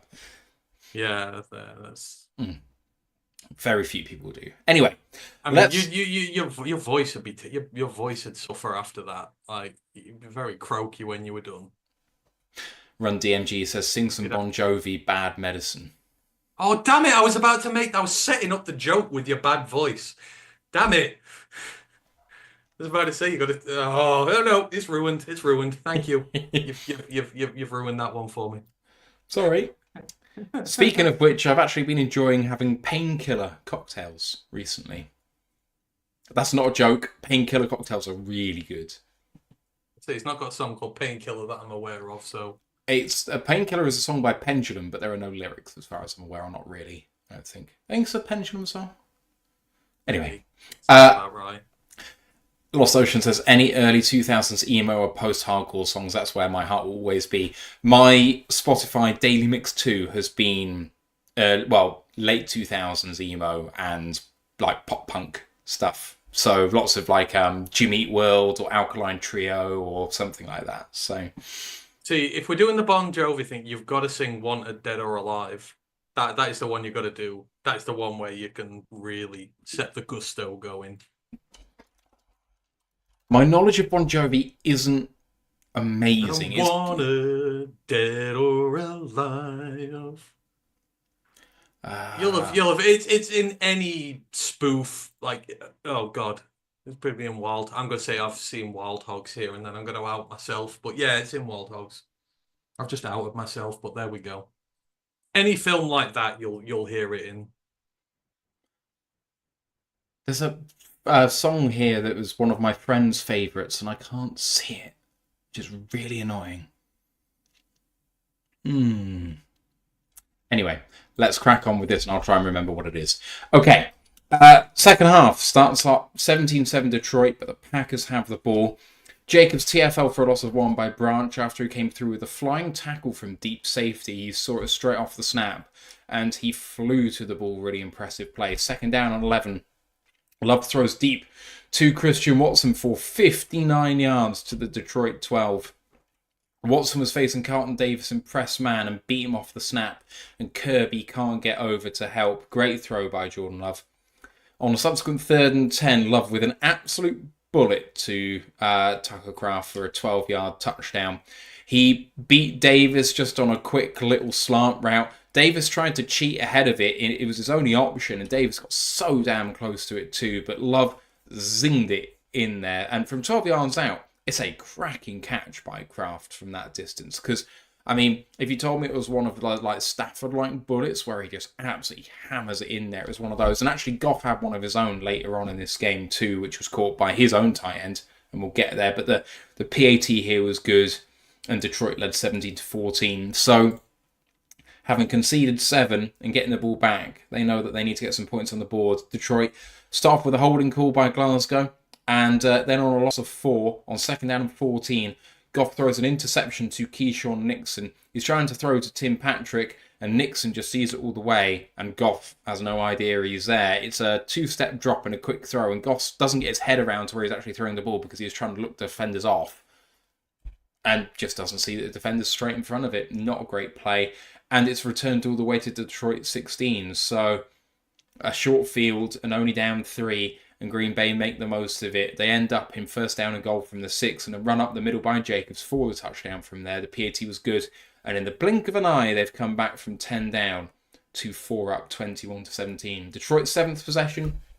Got 3rd down and 8 to J-Mo, who checks inside for a 7-yard gain. If he'd gone right instead of going inside to the left, he would have got the 1st down. But the Lions on 4th down and 1 at their own 49 go for it, and Goff with a sneak gets 1 and gets it to midfield for the 1st down. Goff passes to Monty on a running back screen for 13 to the Green Bay 37. He's actually pushed forward by Green Bay defenders for another 5 yards in that play, which is just maddening, I'm sure, for the Packers fans. Green Bay.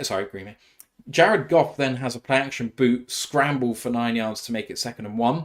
and then hands it off to Jameer Gibbs, who gets 20 to the Green Bay 8 as he toe taps all the way down the line. I mean, I think he could have almost got all the way in if he didn't step out. Goff then on the first down and goal from that spot almost hit before a handoff to Carl Brooks. Sorry, almost hit before. I'll speak again. On that, handing off to the Packers DTs now. What's Carl Brooks doing in our backfield? So Carl Brooks did get in the backfield, and he almost tackled Jared Goff before he handed it off to Gibbs for that 20-yard play, is what I wanted to say. So Carl Brooks, I don't know whether that was through Zeitler or whether it was through Ragnar. I have a feeling. No, he was unblocked. He was unblocked by design. I remember it now. Unblocked by design and almost hit Goff before he handed it off. Anyway, it was first down and goal from the 8. It ends up being 4th down and goal from the 3. We go for it again, and it's a throw to Tim Patrick on a curl for a touchdown. Green Bay fans want OPI. We'll talk about it a bit more later. PAT was good. Detroit lead 24-21. In fact, let's stop there. It's been an eventful half so far, and we lead by 10. We've got the 59-yarder to Christian Watson, and then the 12-yard touchdown to Kraft. We've got the interception by Goff, leading to the Jacobs touchdown, and then the Lions do score to take the lead back. It was a very eventful third quarter. Well, indeed. First of all, unlucky trying to out me in Discord, and everyone's backing me, so yeah. It was, you've got to give props to Green Bay for the start of the half. They say they had been pretty much manhandled in the first half. Outside of that one drive, we had looked really good. We'd kept the defense where we wanted it to. We'd drive well. We got the touchdown just before the half. Obviously, some strong words were said at halftime, and they come out. And, you know, best way to get at a team is to just come out and take a big shot, catch them off guard. You expect them to run the ball. You get the big, deep shot downfield. It was good protection from the offensive line, giving him the time to throw. It was great movement and physicality from Watson to get himself open. And, you know, that big sort of chunk play, it just gives the team momentum. It strikes me back to the one a couple of years ago where I think they came out of the half and Aaron Jones, like on his first touch of the ball, ran it like 80 yards in for a touchdown. Just goes, those kind of things can just suck the belief right out of you, and you know, you get the score really quickly. That throw, which is the one we always see from Stafford for us, was it against Seattle when he bisected like 3 players in one go to you know the one which I mean, don't you? Yeah. It was that kind of velocity into, like, because he just bisected 3 defenders to get to, I want to say it was one of his tight ends he hit on the run. I can't remember exactly, but anywho, like, I thought Carlton Davis was not doing bad in coverage. If that was not thrown at the rate it was, he would probably have got hands on that, or at least forced an incompletion out of it. But the thing was just thrown like an absolute laser. And you've got to give props. It's a great throw. It's a great pair of hands from Kraft, even if he is a bit insufferable as a person. And that's exactly what you want out the half. Down 10, immediately erase that big chunk of that deficit, come out with the emphasis, and then you get the takeaway right away. It is not a good throw. Let's just put it out there. It's not one of Goff's finest. And it's just kind of indicative. Sometimes we have had third quarter problems. We've come out a little cold. When the Packers score so early, you're like, right, we need to respond to this. Maybe we kind of get away from what we're doing. They turn it over. It takes one play. They punish us. And all of a sudden, like you say, they are on top out of nowhere. And at that point, you're thinking, just, can this team do it? Like, are the injuries going to take toll? Is this, you know, just, is the emphasis going to get away from us?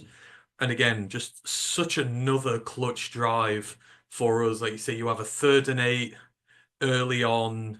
You have to go for it on 4th down at midfield. You're putting yourself in risky situations. Goff does it. Not often we see him do, but when we need him to get out there, it's great. And the team just fought really hard the entire drive. You have the screens, you know, Goff scrambling. We love to see it. Like we said, it's a part of his game is evolving. A lot of teams just turn and run on him. So he should start taking advantage of that and using some of these yards they get up for him. Then the ground game just does enough to what it needs to. And then you get in the end zone again. And again, I agree with the call to go for it. Like, you've just given up 2 very quick touchdowns to start the half. You know, momentum is completely against you.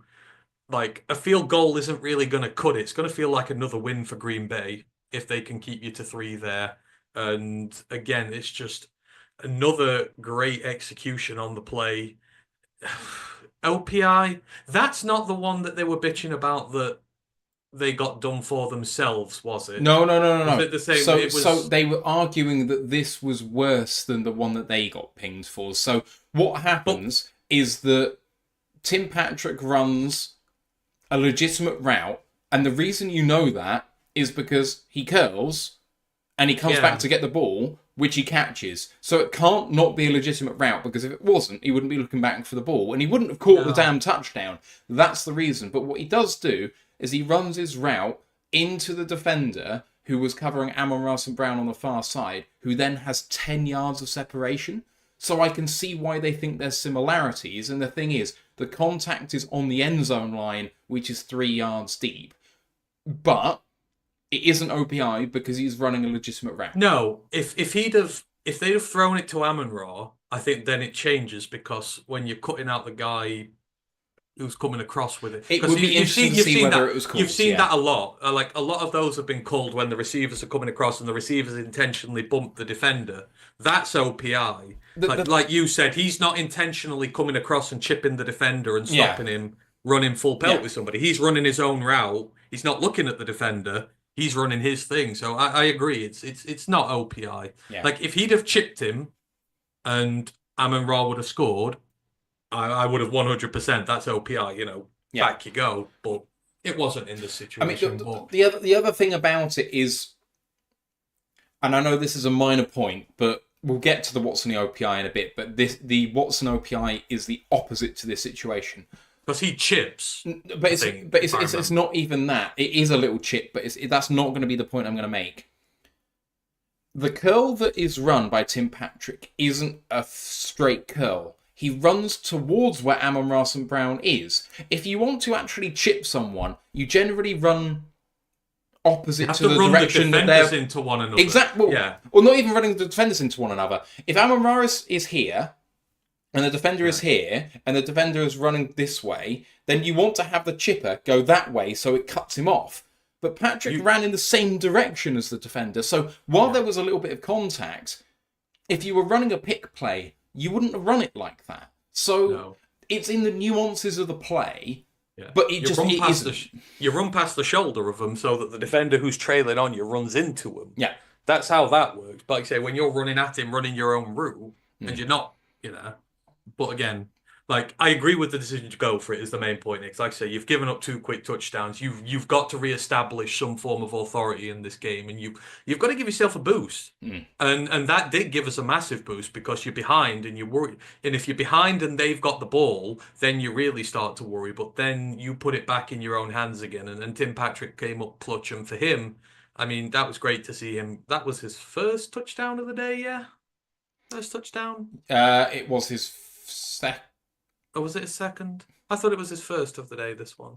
Am I wrong? No, that was his first. You're right. It's his first, and that was his first in God knows how long, so you felt like personally vindicated for him. It's great that they trusted him in that situation, like, given that he's not had a touchdown in so long. It's like, nope, we're going to put it in his hands, and he didn't let him down.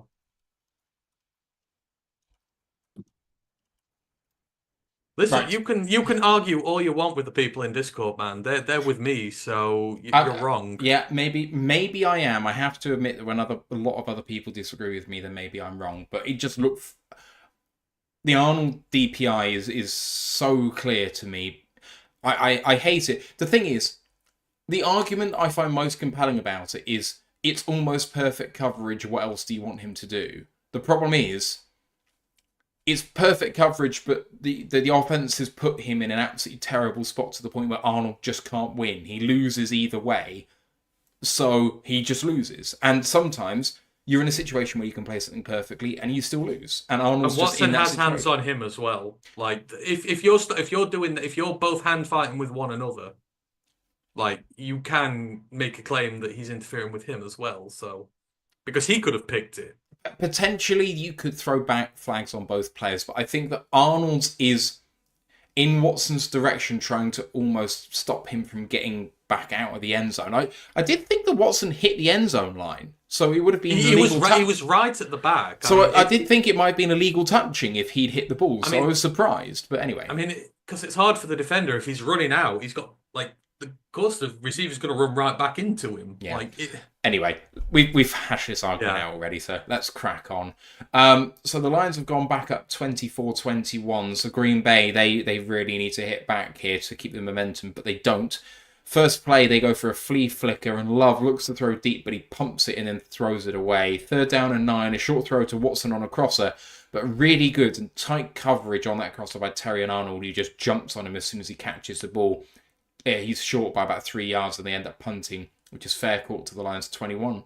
So now a chance for the Lions to go 2 scores up. Unfortunately, on 4th down and 1 from their own 31, the Lions decide to go for it, and Gibbs is tackled for a loss of 1 by Quay Walker. They go for a toss to the right-hand side. Green Bay read it all the way, and they've got several defenders up there to hit Gibbs, but he's hit by Quay Walker for that loss and the turnover on down. So for the second time in this half, they have the ball inside the Detroit 30 to start possession, and they make the most of it. Green Bay, 2nd and 7, Love with the pass short to Tucker Craft for 21 yards to the Detroit 6, and then on 1st down and goal, well-protected throw to Sims for 2, 2nd down and goal, a run up the middle by Josh Jacobs for a touchdown. Great blocking up front, especially on Broderick, who's double-teamed, and he got turned around looking back towards the crowd behind him.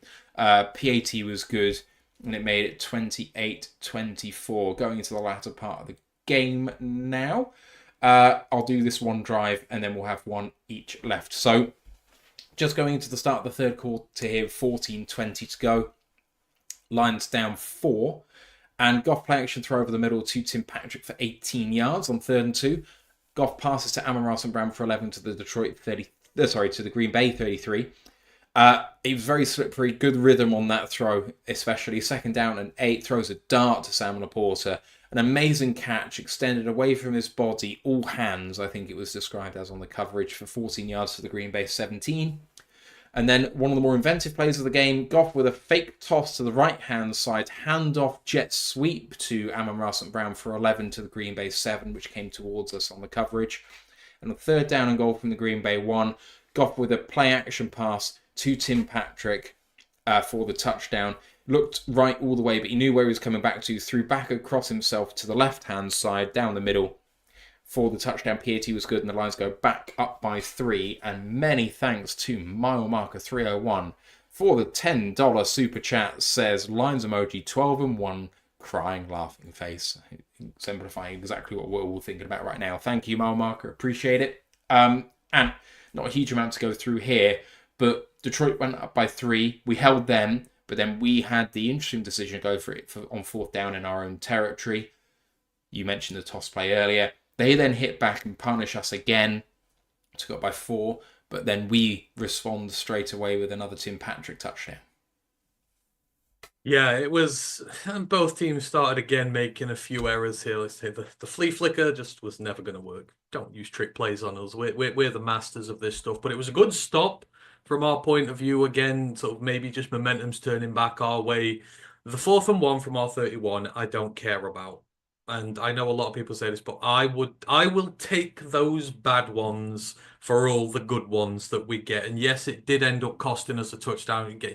We don't really want our depleted defense getting the ball put against them on our own 30. Like, we want to at least make them drive for their effort here. And in fairness, when we made mistakes, Green Bay punished us, which, that's the whole point of it. You turn the ball over, you punish us, they make it maximum mistake, that's fine. But again, for you go down, and just before we do, the stuff with Broderick is getting out of hand. I know he got turned, and a lot of people were going at him here. Oh, I didn't realise that there were people going at him. There were, yeah. Oh, really? There were a lot who put on it, but I'm just... It's his first game back! Exactly. Broderick is now I don't know why, but Lions fans seem to pick a target and go after them. Not really with the situation in hand. And then these players always come good. Broderick's in his first game back. And he's still got a lot to... He's not played a lot of football. He's been hurt. And we've just thrown him straight back into the mixer here. Dude's going to make mistakes. He is going to come good. He's going to be absolutely fine. but you're putting him in these situations, it's defending short yardage situations. He's going to get got sometimes. It's just the nature of it. So let's not start panning him yet. He's still got a very long way to go, and he will get there. But it just shows again the fortitude of this team. They give up the short field, they give up the touchdown, they're behind again. Again, it's another opportunity for the Packers to put us away for good. But the offense responds. And again, you're using all your playmakers. We start using Amon-Ra, who comes up clutch for us. There's a couple of really good plays on there. Laporta as well. They're mixing it up, and then you get into the red zone, you get the touchdown, and you wipe away the mistake you've made before. Like I say, it's next play. Being able to forget and move on is just something this team is so great at. And, you see them come back out, just act like nothing's happened, take the lead again. It's absolutely great. And they say at this point, it's ding dong, to and fro. And you kind of get the feeling that it is last team's possession wins at this point. But, the team just kept coming back. Every time there was a question asked of it, they kept coming back. And at this point, it just made for a really great game. Yeah. All right. So we've just gone touchdown, Green Bay. 8 minutes, 39 seconds to go. Need to respond. Field goal to tie. Touchdown to take the lead. 8:40 to go. Is it too long for them to kill? It is, but they do hit back. 2nd down and 14. Love with a deep pass to Watson for 29 yards to the Detroit 45. He just about throws out of the sack. Nowaski brought the pressure. I don't know how Love got out of it. And getting out of that, he threw what looked like a panic throw. But the timing of it, the velocity of it, the pitch of it is so perfect because Carlton Davis gets a finger to it, but only just deflects it into Watson's hands. It was an amazing throw given the situation. 2nd down and 10. Love passes over the middle to Dontavian Wicks. Branch tries to hit him after the catch, but misses, and it gives him more yards. Gets 26 to the Detroit 19. 1st down and 10. Love passes to Dontavian Wicks again for 12 to the Detroit 7. And David Long hammers him. No flag. Dontavian Wicks is going to ground, and David Long clatters him. It's a sickening hit. Wicks has to go off for injury. I don't know whether he actually returned. I don't think there was enough time for him to return, but I'm surprised it wasn't called unnecessary roughness on a defensive player because I don't think he really turned into a runner and he's hit near the head and neck area. I would try and call it fair, right? I think that's a really bad hit. So check that out if you haven't seen it. It's not great. But they're down to the 7. Basin going behind again. 2nd down and goal from the 6. Jacobs with the check down touchdown. But it's nullified by offensive pass interference on Christian Watson on Kirby Joseph. Then 2nd down and goal then from the 16. Love throws it away under pressure. 3rd down and goal from that spot. Love scrambles. But an amazing tackle by Ezekiel Turner leaves it for only a gain of 2. And I say amazing in inverted commas. We'll get to it again as well. Led to a field goal from 32 yards, which was good. And a 31-31 tie. So the Lions, like the first half, find themselves in a situation where they have to kill clock and go and score. 3:38 to go. Green Bay have, I think, 2 timeouts because they had to burn one earlier. So Goff play action throw to J-Mo. Toe taps for 19 yards to the Detroit 19. One of the better catches of the day, by the way, just knowing where you are. And given that he's looking back in field, it's not really a toe tap. It's more of a heel tap, but it's still really good. Subsequently, Goff play action throw to Tim Patrick for 11 yards to the Green Bay 40 on 3rd and 7. A pass short to Gibbs on the running back screen. Amazing shiftiness for him. Gets 7 on 3rd and 7 for a first down. Play action running back screen to Monty for 3 yards, but Ragnow's holding sets it back on 1st down and 20 from the Green Bay 40. Monty runs up the middle for 3, 2nd down and 17. Goff throws deep up the middle to Amon-Ra St. Brown for 17 yards. Or is it? They give him the first down, but they change it on the field too short by half a yard. On 3rd down and inches, Monty runs but gets stopped for no gain. Fantastic tackle by Zane Anderson, who was brought into the starting lineup after an injury. The playing lineup after an injury. And it was an injury, I think, to a backup in the first place. So he's really come from the depths. So that leads to 4th down and inches. The Lions could hit a field goal from here and leave about 40 seconds on the clock, but they decide to go for it. and a beautiful play. Goff hands it off to Monty, despite being tread on by Glasgow. So he's down on one knee, but extends to Monty, gets 7 yards to the Green Bay 14. The Lions then kneel it down, apart from getting it to the left hash, and they have a walk-off 35-yard field goal, which is good to win 34-31. And we've done the last 2 drives. Green Bay end up only getting 3 after the OPI, so we need to talk about that. And then obviously the Lions with a fantastic drive all the way down. The JMO catch, the Patrick catch, the running back screen, the Amon-Ra catch, which will probably go completely forgotten for almost 17 yards on the 2nd and 17 to get us back into field goal range in the first place. And then, of course, the 4th down decision to go for it. And that leads to an easier field goal and, of course, no time left on the clock. Yeah, that last Packers drive they had, that's where I kind of felt where it felt like the cracks were beginning to appear in our defense. Like the pass rush was stopped getting home that we'd initially had success with, and it just felt like they were moving the ball a little too easy, which I think probably a bad thing for the Packers, will have influenced the decision of us right at the end of the game. If the defense would have still looked like it was holding up, but you're seeing more chunk plays, Watson's gotten deep again. It's able to, get them out of situations, get them down the field quick. I agree with you. The long hit was, I'm not going to say dirty. It was... I don't think there's any malice in it, but it's a bit of a sickening hit. It is. If there would have been something called on that, I wouldn't have complained. Let's just say, they probably should have called something on that. But, it gets them down into the area where Jacobs has just been so dangerous all day. The OPI, I'm not sure about you, I thought it was a fair call, personally. Like, I had no issues with the call. So... because LaFleur had issues with R1, right? So forgive me if I'm wrong. You can touch a player within the first 5 yards of the line of scrimmage, right? That's the rule. You can touch a player within the first 5 yards, and it's not a legal contact, but you can only block within 1. Is that true? Yes. Right, because the contact's at 5 yards for R1. No, it's 1 yard.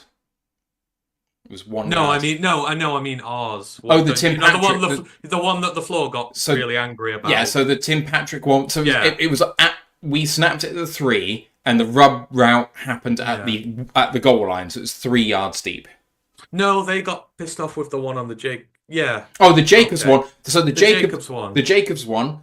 So I watched this back a lot because I had an argument with a Green Bay fan on Twitter. The ball is snapped at the 6, and the contact's at the 5. It's 1 yard deep. Yeah. Yeah, that's what I mean. It's all about the yardage here. I don't, I think it's within the bounds of what you're able to do. And I think, just you get angry about it. You look for some other calls in there to exacerbate it up a little bit. But I thought it was a fair call. And it's a good stand from us to be able to take advantage of that. Just, remain them to the field goal, to be able to tie it up. And then what does that do? That puts the ball in our hands. That gives us the opportunity to go out and kill this game. And, maybe that's where we've struggled sometimes in recent years before this one, before we got good anyhow. Like, that was our problem. But because this team is so well drilled now, like, especially at the end of games, our 2-minute drill's probably better than anybody in the league, being able to go up and perform clutch in these last few minutes. And, you come out swinging. You've got 3:38, so you're probably thinking, oh, well, they're going to run the ball a bit. They're going to try and eat this out. Now, straight out to JMO, straight out to Patrick, start moving the ball, get them on their back toes. You bring the run game into it as well. You're still aggressive, even on long third downs. You're able to, got put in a position of a 1st and 20, which you thought this is going to grow us up a little bit. And for them to be able to get to where they did, you just need enough, like say, Amon-Ra's catches as clutch as you're going to get. Like, he's not had like the stat-breaking season we expect of him. But this is probably the most important season he's had with us. You think back to some of the catches he's made just in little windows on their own, have kept a lot of critical drives together for us. He's been very selfless this year, which, it just goes to show the kind of guy he is. And he's never going to complain about that either. Like, he's there when we need him, even if it means he's not getting the stuff himself. And like I say, it just goes completely out of show as to, how people will forget about it. They'll just remember the call, but again, it's you get to that situation. The Packers think they've stopped you. Jordan Love's getting ready on the sideline to come out and do his miracle drive and to win the game for them, and they're getting ready. And you see the offense come back out, and you're like, oh my God, are these guys never going to quit? But I agree with it 100%. And especially if Goff's gone and done it, I'm even more in awe of him that he now feels so confident that he can go out there and say to the coach, look, trust me to do it. Like we see all over the league, very talented quarterbacks, very talented offenses who are put in situations where you think these guys could get this, and their head coach is like, nah, come on, off you go. This is the reason we're so good. Dan Campbell just has implicit faith in all his players to go out there and execute. If the offense says it can go out there and win the game for him, who's he to stop them? Like, he's not going to tell them no. And for them to go out, and especially you balls up the play as well, you trip over your guy to still maintain your composure and get over the line and get that extra few yards you need. It breaks a team. You could see it broke the Packers, that did. You know, everyone from their players to their coaches to all the people who were watching along online, of which I watched some amusing videos about. But that is what great teams do. They don't put the game in the other team's hand. They take the game by the scruff of the neck and say, we're going to finish this. And they did. And once again, kicker comes in absolutely clutch. And for a first year guy who we've plucked out the UFL, like you're seeing him line up the kick and you're not worried. Like, I was absolutely certain that thing was going to go through the posts. Yeah. The only way it wouldn't have is if they'd have busted a coverage and blocked it. If that thing gets up, it's going through, and I had no worry about it. And you're able to kill it. And in a game which is tight against very good opposition who've tested you to the very end, which team can go that little bit more? It's that one play, and Dan talks about we're going to go a little bit further, we're a little bit stronger, we're a little bit better. That's what that one play is. It's that little bit further. When all these teams have played all these plays through this one game, it comes down to that one play where we were better and we won. And that's what this team is built on, and it's absolutely fantastic. You nail that thing through. Game is won, on to the next one, and you've overcome a really tough test because we'd have lost that. Look now, we'd be level with the Vikings at the top of the NFC North. The one seed would be in danger. And, we're not a healthy team right now. For us, that win cannot be understated how huge it is. And that decision to go for it cannot be understated how huge it was either. It was a perfect end to the game. And, give credit to the Packers. They gave us everything they had. And, they were very tough. But we are better than them. And I truly believe that. All right. So I'll have my say on this. So the Jacobs OPI, not Jacobs, sorry, the Jacobs touchdown call back by OPI is as close as you can get to a borderline call. Like with VAR in football, where they say if you can't tell, then the call of the field on the field should stand. So the ball is snapped exactly on the 6, and as far as I can tell, the contact on Kirby is around or about the 5-yard line. Any and all contact is allowed without it being a hold. Any blocking is allowed within 1 yard of the line of scrimmage, which will put it at the 5. So if the contact happens an inch over the 5-yard line, it's OPI, and an inch inside the 5-yard line is not. And I can't tell from watching it. Other way around. I cannot tell from watching it which side of the 5-yard line it is.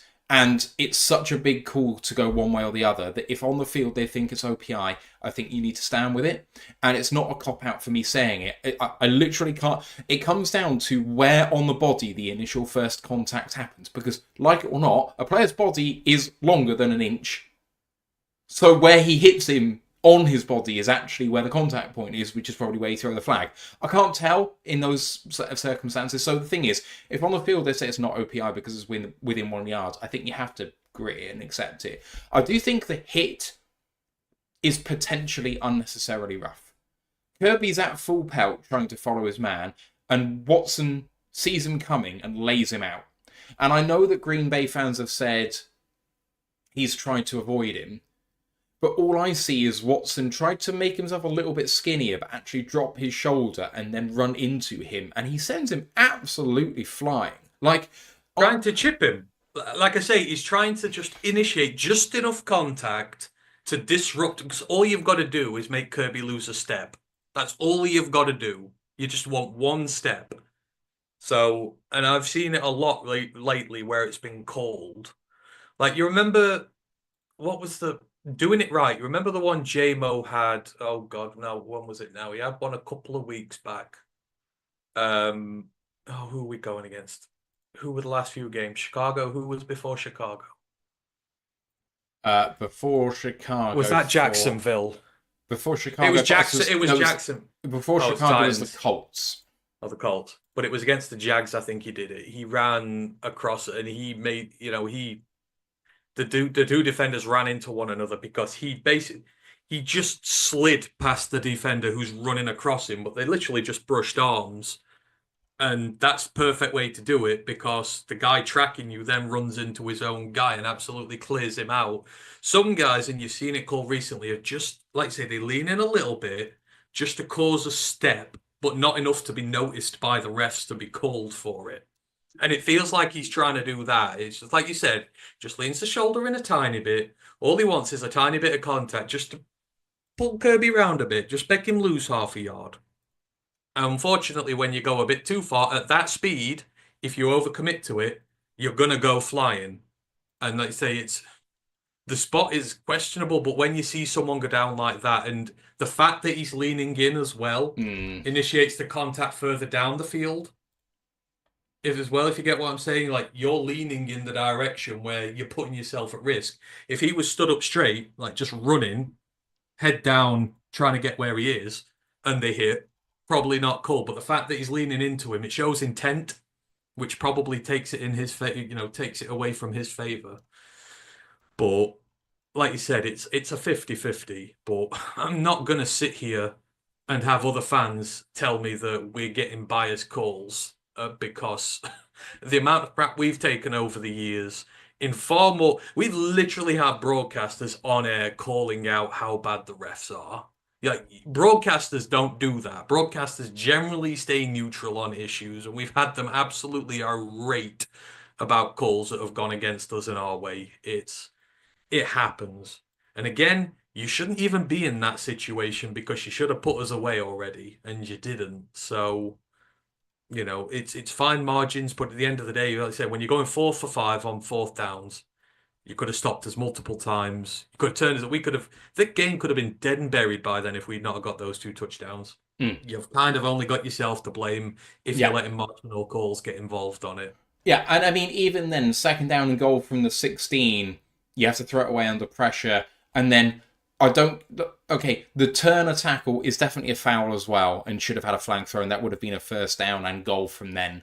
Wasn't called again, so we do get lucky a 2nd time. But at the end of the day, if you let Love scramble there and just force him out of bounds, he's still not going to get to the end zone from where he's at scrambling from the 16. It wasn't man coverage with everyone the backs to him. I think they were in zone at that point. So he's going to get tackled before the end zone anyway. It was an interesting tackle by Ezekiel. But anyway, on the Lions drive, we shot ourselves in the foot a couple of times. Ragnow has the holding, which sets it back. Adam, our Packers fan in the chat, just alerted me to that Sam Laporta play, which I'd heard about but not actually seen. So just before the 2-minute warning, there's a 2nd and 9, which is converted, I think, for a 1st down. Sam Laporta runs a 5-yard curl and slams straight into the Packers defender before doing the curl. And I mean, he really hits him, and he's not looking anywhere else but trying to hit the Packer player. So an OPI is clearly missed there as well. So there's no lying here that we definitely got fortunate with some of the calls, but as we've talked about before, some calls are missed the other way. I mean, we haven't talked about so many calls that weren't given to the Lions in terms of just the common holds that you hear about. One of the Lions players had his helmet removed during the game, but there was no hands to the face. There were several face mask penalties that were missed. So that is what it is. But just on the 4th down decision, it's deeper than people think it is. So it's not just about trying to play the odds or anything like that. If you've watched the Packers this year, they've put I think, twice been put into situations with no timeouts and about 30 to 40 seconds on the clock where they need to score points. And both times they've done it. Now, those defenses they went up against weren't the Lions. I think one of them was Jacksonville. So it's not like it's a team like ours. But having said that, they've put on tape the fact that they can score quickly when they have to. So when you're looking they've hit us deep twice in the game. Exactly. So when you're looking at what the possibilities are here, okay, if they can hit us deep in shots, well, okay, we'll just play deep quarters. Okay, well, they'll pick you off going upfield. They probably, if they come out to the 30, only need 25 yards to attempt a game-tying field goal. That's not a great place to be. Whereas if you get turned away, they actually have further to go from where you were than if you'd kicked off. So while it's not ideal, you've given yourself an extra 10 yards. So it really is about, do I believe that we can get this, and what are the consequences are if we don't? Well, if we don't, we've got 10 extra yards on them compared to if we kicked off. And if we hit the field goal, they clearly can do this. So it's not a great spot. Anyway, it's showing respect to your absolutely. It's showing respect to your opponent. Like saying to them there, okay, we're going to get the field goal because we don't think you're good enough to come and, that sort of sends a chip off there. But to say, you know what, we actually respect what you can do with the ball. We're not going to give it to you. Like, I think it's a sign of respect from Dan. Yeah. But it's a sign, again, this is a sign of a belief in his team. You see so many teams in this league who quite clearly the head coach team dynamic is not there, because they know deep down they're just playing the analytics and they don't really trust their ability to do it. I think Kansas is the other one. Like Andy Reid, if Patrick Mahomes comes up to him and says, "Look, coach, we're doing this," Andy Reid will let him do it. And they've been wildly successful doing that. And I'm not saying with the Chiefs yet, we're not, but when they're given the opportunity to prove what they can do, they will do it because there is a genuine belief there from the coach and there's a respect. And it sounds silly, but having that link there makes the odds of doing it more likely, because the players all fully believe when they go up to that play that they're going to win that play and they're going to ice that game, rather than, it's been something done once in a blue moon and you don't get it. So that's Dan's style of football. He will take risks. And occasionally the risks don't work, and we saw that in this game. But do I care about it? No. I will take the good with the bad. Yeah. The amount of times I remember Matt Patricia, 4th and 1, 4th and 2, telling Stafford no. Why? That leads to a dysfunctional team that's no good, because there's just no trust there whatsoever. I would have this 100 days out of 100 over that. All right, I'm just going to get to a couple of questions and a couple of statements that we have here before talking stock up and stock down, because we've talked about all the game themes already. First one is just coming from Dan Campbell. McSperiment in the Twitch chat is just updating me with thoughts on Broderick Martin and the new two defensive linemen we have in Miles Adams and Jonah Williams. So Dan said, and I quote because he typed out the whole thing, so I'm going to read it. I thought Martin and Jonah both had winning performances. For what we asked them to do, I thought they went in there and battled and did their job. Broderick was up and down. He'd have a couple that were really good, and then he'd have some that weren't so good. That's all part of the growth process, development process, but I was impressed with the two new guys we had, which I think is perfectly balanced and fair. Questions? Mile Marker asks, do you recall you guys pointing out last year that AG focused on red zone because of our poor secondary? Does it seem that core work is playing into AG's approach right now with all of the injuries? So we pointed out that we were doing bend, don't break because we couldn't cover deep. And now because we're banged up, the fact that we have coached that into them maybe paying dividends now. I think we're banged up, but not in the secondary. So I'm not sure that holds fruit. I think we've got better personnel this year. Like, you remember last year's secondary, it wasn't designed to bend, not break, because we just didn't have enough guys who could hold up in coverage properly. Yeah. Now we do. We've still got our starting outside corners and safeties. Yeah, exactly. So, we've just had a few issues at the nickel, but for the most part, they're all still there. And I think they've held up well. Like, again, Watson's had 2 big chunks in this. But that's what That's happens it. when you play with Carlton Davis. Sometimes he Exactly. But gives up those that's big plays, it. but then sometimes he forces That's a it. fumble, comes up with an interception which is called back. And just You know, exactly. And you think outside of that, like the one passing touchdown they got, there's nothing you can do about that. Like, there's just nothing. The coverage is good. The ball is just an absolute bullet and placed where our guy can't get it. So I don't think there's too many issues to be had there. I think the only trouble is at the minute with the D line's not getting enough pressure. That's, I think, what's causing the issues at the moment for us when it pertains to that. I think you've got to be, we've got to bring, we're having to bring a few more guys up. We're having to show a few more looks. We're having to try and help the pass rush out a bit, which I think is just upsetting the rhythm of things. It doesn't help when you have like barely any of your linebackers either. Like the whole system's just getting messed with right now because of the personnel. But I just think he's done incredibly well in the circumstances. They got the plays they needed. Like the one sack at the start of the game, it killed the drive. The one forced fumble killed the drive. They did just enough big plays to kill enough drives to save themselves enough, and the offense complemented them really well. But I think I wouldn't read too much into what AG is doing now. Like just the personnel that he doesn't have is you've got to change things. yeah. I agree. So yeah. The Lim report in the chat says, since you guys are British, how would you compare Dan Campbell? Who would you compare Dan Campbell to in football or rugby? I've often compared him to Jurgen Klopp for emotion and the ethos he gets from his teams. I've compared him to Jurgen in the past, so I will perhaps just throw this over to you. Is there anyone that you think he's quite like? See, I'm not sure. It's tough because teams over here, like teams in the NFL, have the same resources as one another to build rosters. You basically all have the same amount of money to play with. Here, it's very hard to build a team culture which overcomes talent because of money. Yeah, because there's just so much money spent at the top of the game. We don't have many rebuilds. Like you don't get many players come through your academies generally because there's not that many great academies anymore, and the top teams have stockpiled all the talent. I don't think there is. I mean, I get Klopp in terms of his Klopp gave Liverpool an identity, but he has a style of football, like the gegenpress and all that. It's the gegenpress is basically our grit. Well, not a grit, but I don't know how to describe it. It's the translation was heavy metal football.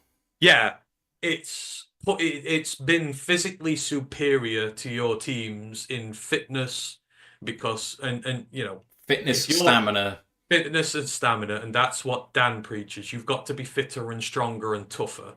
So the gegenpress is a thing of that, but I don't know. It's just not me. I don't feel there are many good orators amongst our managers. Guys who do the speeches and really galvanize and stuff like that. It's really different here. We don't do the rah-rah stuff here very often. And again, the financial disparity between all these teams, it's very tough to say that a guy can go out and take a traditionally bad team and turn them amazing. Because Liverpool have been good before. That is the other thing here. We'd be looking for a manager who's taken a team who has been historically terrible and turn them good without having, a Russian oligarch's money to do it. Carlton spoiled the only other guy I was potentially going to suggest in the YouTube chat, which is Sean Dyche. He's playing to my Chesterfield connections. I love Sean Dyche. The way he speaks about the game is actually quite similar. Although, for the funny statements he comes out with, I was also kind of thinking that the comedy element of Dan Campbell's a bit like Ian Holloway. Yeah, that is true. You know what? Actually, screw that. He's my guy. Dyche's my guy. I've watched Dyche play many times and aspire to. So yeah, but he could be. And I guess keeping Burnley in the Premier League for so many years with no money whatsoever was quite an achievement. They were always workmanlike and they always played hard and they never gave up. One more question. Lost Oceans says, if you could only retain one coach next year, who would it be? The young OC who has this offense humming, or AG who can make a top defense out of practice squad players? So I'm going to take a controversial. Well, is this a controversial take here? Because everyone seems to have suddenly sided with Aaron Glenn. Like before last year, everything was about Ben, and Aaron's position was very much up for grabs. And now I'm not debating that Aaron Glenn has done he's done the best job in the NFL in terms of his defense, in terms of rebuilding it and getting it to where it is. But it's taken him 4 years. Ben's offense has been elite now for a long time, and some will argue that he had more pieces in position before Aaron Glenn did. But Ben's offense has still been great for years. And the thing is, it keeps adapting and evolving. And, at the minute, it is picking up the slack for us in some of these games where we do need to overcome it. Now, AG's defense has won us games as well. But for me, Ben has been doing it for longer. And he has shown that he can adapt when teams figure him out. Aaron, at this point in time, has got a great defense. He's not shown that when he's got a great defense and someone figures him out that he can evolve it again, if you get what I'm saying. Yep. I think Ben has been doing this longer. I would rather lose Aaron Glenn. Plus, I also do believe that we've got guys here who can replace him. I would rather keep Ben because I just think that, he's been better for longer. And I just think that no one's ever going to be able to outfox him. He will always find an answer for you, whatever you throw at him. Experiment also says good defenses are less consistent year to year versus good offenses. That's part of the PFF argument, I think. But I do think that actually it's one of the few things with PFF that consistently hold water. The same personnel in the same defense will play wildly different year to year. It just will, because there'll be luck factors in there, chemistry factors. When you miss one guy, it can be exploited so much easier. Whereas good offense, if you have the same system and the same personnel, tends to be what it was before. So even if they have blips overall, they tend to be great or bad. See, I would argue, look at San Francisco. They lose a defensive coordinator every year and they don't miss a beat. They invest a lot of resources there. I get it, and there's good coaching, but at the same point, I can say, if you've got the great players there, you can rotate through coaches and still be good. Like, they've been good for years now, and they've had a new guy in charge every year. For me, Ben is leading the way in offense right now. He's doing things that other teams are trying to imitate.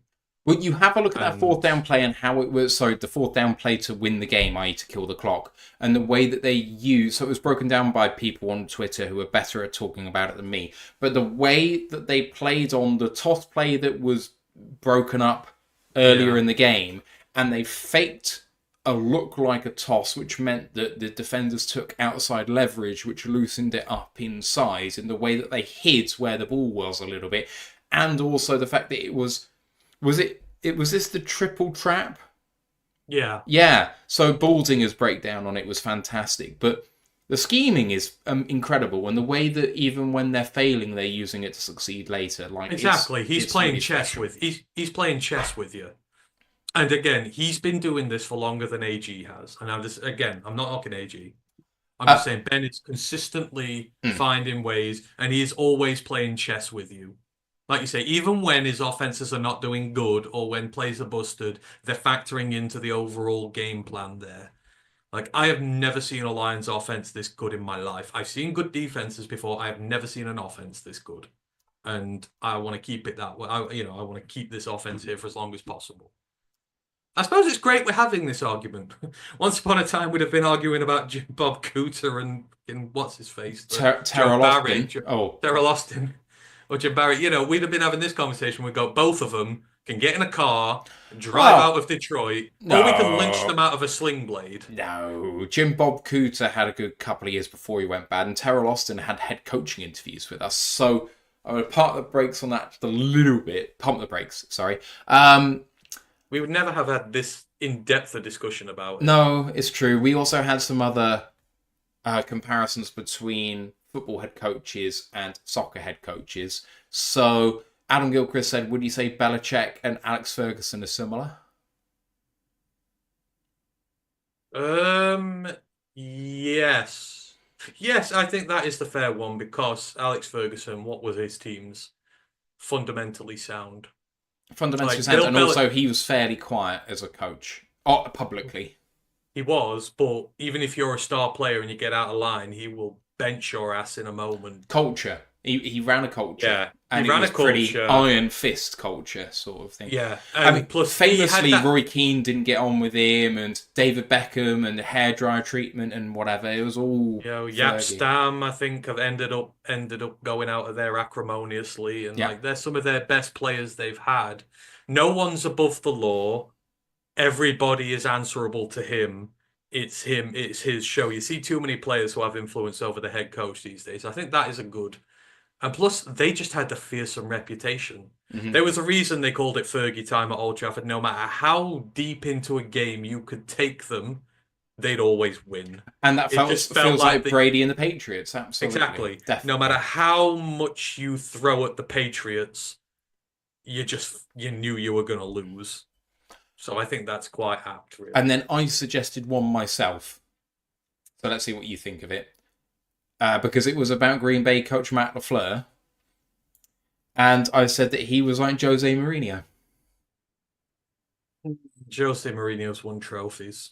I mean, so like, Adam said that too, but I think in personality-wise... In 15 years' time, yes. I'll take it. But I will say, in terms of like Matt LaFleur is a good head coach. I think he's a very innovative head coach. I think he's a really good head coach. I think he's got to get his temper under control. Dan never gets angry. If the refs screw him or something, he just goes on to the next play. I think Matt LaFleur could benefit to stand from that. And I think he could also benefit to wean himself off the analytics a bit.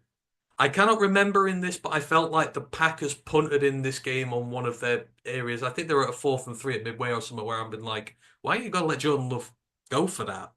If you come to Ford Field, you've got to be aggressive to beat us. And I feel like he is sometimes, because he's a McVay guy, right? And McVay is a slave to analytics. Albeit he is an incredibly gifted mind and he's won the Super Bowl with it. But I think I will always say they won the Super Bowl in spite of him. Because the amount of times they nearly chucked away games at the end because he tried to play it safe, just run the ball, and teams would nearly... If he didn't have Aaron Donald, they would not have won that Super Bowl, and we would not be talking about him like we do now. I fully believe that. So if he can just wean himself off the analytics a bit and control his emotions a bit more, he would be a bloody good head coach. That's his two flaws, for me. Grandizer just quickly asked, at the beginning of last year, wasn't AG on the hot seat? Was that the year before? Or is it AG's coaching? Or is it the upgrade in talent in key positions? He was on the hot seat at the start of last year. If the defense was poor, he probably would have been gone. At least a lot of the fans wanted that to be the case.